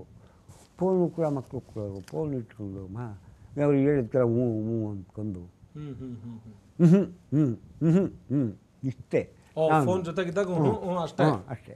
ಅದರಿಂದ ಕರಡಿ ಕಡಿದ್ಮೇಲೂ ಕೂಡ ನಾನು ಎಳ್ಳೀರು ವ್ಯಾಪಾರ ಮಾಡಿದ್ದೀನಿ. ಈಗ ನಮ್ಮ ಹೊಸದುರ್ಗ ತಾಲೂಕಿನಲ್ಲೇ ನೀವು ಎಲ್ಲೇ ಹೋದ್ರೂ ಎಳ್ಳೀರು ವ್ಯಾಪಾರ ಮಾಡಿದ್ದೀನಿ. ಅಲ್ಲ ರೋಡ್ ಎಲ್ಲ ಹೇಗೆ ಹೇಳ್ತಿದ್ರಿ ಗಿರಾಕಿಗಳಿಗೆ ಎಷ್ಟು ರೇಟು ಏನು ಅಂತ? ಬರೀ ಬೆಳ್ಳಲ್ಲೇ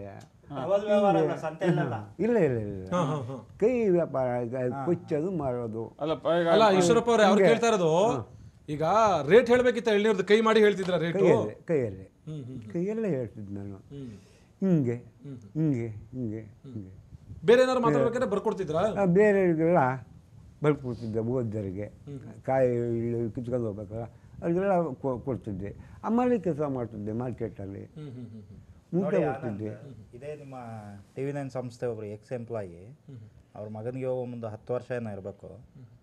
ಆತನಿಗೆ ಮಾತಿಲ್ಲ, ಸರಿಗೆ ಅರ್ಥ ಆಗೋದಿಲ್ಲ ಹೇಳೋದು. ಅವರು ನೋಡದೇ ಇರೋ ಡಾಕ್ಟ್ರ್ ಇಲ್ಲ, ಹೋಗದೇ ಇರೋ ದೇವಸ್ಥಾನ ಇಲ್ಲ. ಎಲ್ಲ ಕಡೆ ತಮಿಳ್ನಾಡಲ್ಲಿ ಪೇಚಿ ಅಮ್ಮನು ಬಹಳಷ್ಟು ಇದ್ದಾವೆ, ಅದು ಹೇಳ್ತಾ ಹೋದರೆ ಲಿಸ್ಟ್ ಇದೆ. ಅಷ್ಟು ದೇವಸ್ಥಾನಗಳು ಸುತ್ತಿ ಎಲ್ಲೂ ರಿಸಲ್ಟ್ ಸಿಕ್ಕದೆ ಕೊನೆಗೆ ನನ್ನ ಮಗನಿಗೆ ಬಂದ ಪರಿಸ್ಥಿತಿಯಲ್ಲಿ ಇರ್ತಕ್ಕಂಥ ಮಕ್ಕಳ ಪೇರೆಂಟ್ಸು ನಾವು ಅನುಭವಿಸ್ದಂಗೆ ವಿದ್ಯೆ ಕೊಡೋಕ್ಕಾಗಲ್ಲ, ಸ್ಕೂಲ್ಗೆ ಹೋದರೆ ಸ್ಪೆಷಲ್ ಕಿಡ್ ಇದು ಈ ಥರದ್ದೆಲ್ಲ ಸಮಸ್ಯೆ ಆಗತ್ತೆ ಅಂದ್ಬಿಟ್ಟು ಕೊನೆಗೆ ಅವರೇ ಒಂದು ಸ್ಪೆಷಲ್ ಕಿಡ್ಸ್ದು ಒಂದು ಸ್ಕೂಲ್ ಸ್ಟಾರ್ಟ್ ಮಾಡ್ತಾರೆ. ಅಂದರೆ ಪರ್ಪಸ್ ಇದಿತ್ತು. ಹೌದು ಹೌದು ಹೌದು ಹೌದು. ಅಂದರೆ ಅವ್ರ ಸಮಾಜಕ್ಕೆ ಅವ್ರ ಕಡೆಯಿಂದ ಏನೋ ಒಂದು ಆಗಬೇಕು ಅನ್ನೋದು ನೋಡಿ ಇವ್ರ ಕಡೆಯಿಂದ ತಾಯಿ ತಂದೆ ಒಂದು ಎನರ್ಜಿ ಬೆಳಕಿಗೆ ಬಂತು. ಪರ್ಪಸ್ ಅನ್ನೋದು ಇದು, ಅಲ್ಲಿ ಘಟನೆ ಏನಕ್ಕಾರೋ ಆಗಿರ್ಬೋದು, ಬಟ್ ಉದ್ದೇಶ ಅನ್ನೋದು ಅದು ಯಾರಿಗೂ ಅರ್ಥ ಆಗೋದಿಲ್ಲ. ನಿಜ ನಿಜ ನಿಜ. ಈಶ್ವರಪ್ಪ ಅವ್ರು ಮಾತಾಡೋದಕ್ಕೆ ಶುರು ಮಾಡಿದ್ದಾರೆ. ಈಶ್ವರಪ್ಪ ಅವರಿಗೆ 22 ವರ್ಷಗಳ ಕಾಲ ಮಾತು ಬಂದಿರಲಿಲ್ಲ. ಮನೆಯಲ್ಲಿ ಹೆಂಡತಿ ಬೈದಿರ್ಬೋದು, ಮನೇಲಿ ಮಕ್ಕಳು ಬೈದಿರ್ಬೋದು, ರಸ್ತೆ ಮೇಲೆ ಅಡ್ಡಾಡೋ ರೀತಿ ಟೈಮಲ್ಲೂ ಕೂಡ ಈಶ್ವರಪ್ಪ ಅವ್ರನ್ನ ಹೀಯಾಳಿಸಿರ್ಬೋದು. ಎಲ್ಲರೂ ಕೂಡ ಎಚ್ಚರವಾಗಿರಿ, ಯಾಕಂದ್ರೆ ವಾಪಸ್ ಮತ್ತೆ ಚಿತ್ರದುರ್ಗಕ್ಕೆ ಈಶ್ವರಪ್ಪ ಅವ್ರು ಬರ್ತಾ ಇದ್ದಾರೆ. ನೀವೇನು ಹಳೇದೆಲ್ಲ ಬೈದಿದ್ರೋ, ಹಳೇದೆಲ್ಲ ಕಿಚಾಯಿಸಿದ್ರು, ವಾಪಸ್ ಕೊಡೋದಕ್ಕೆ ಬರ್ತಾ ಇದ್ದಾರೆ. ಇದು ಇವತ್ತಿನ ವಿಶೇಷ. ನಿರಂತರ ಸುದ್ದಿಗಾಗಿ ನೋಡ್ತಾ ಇರಿ TV9.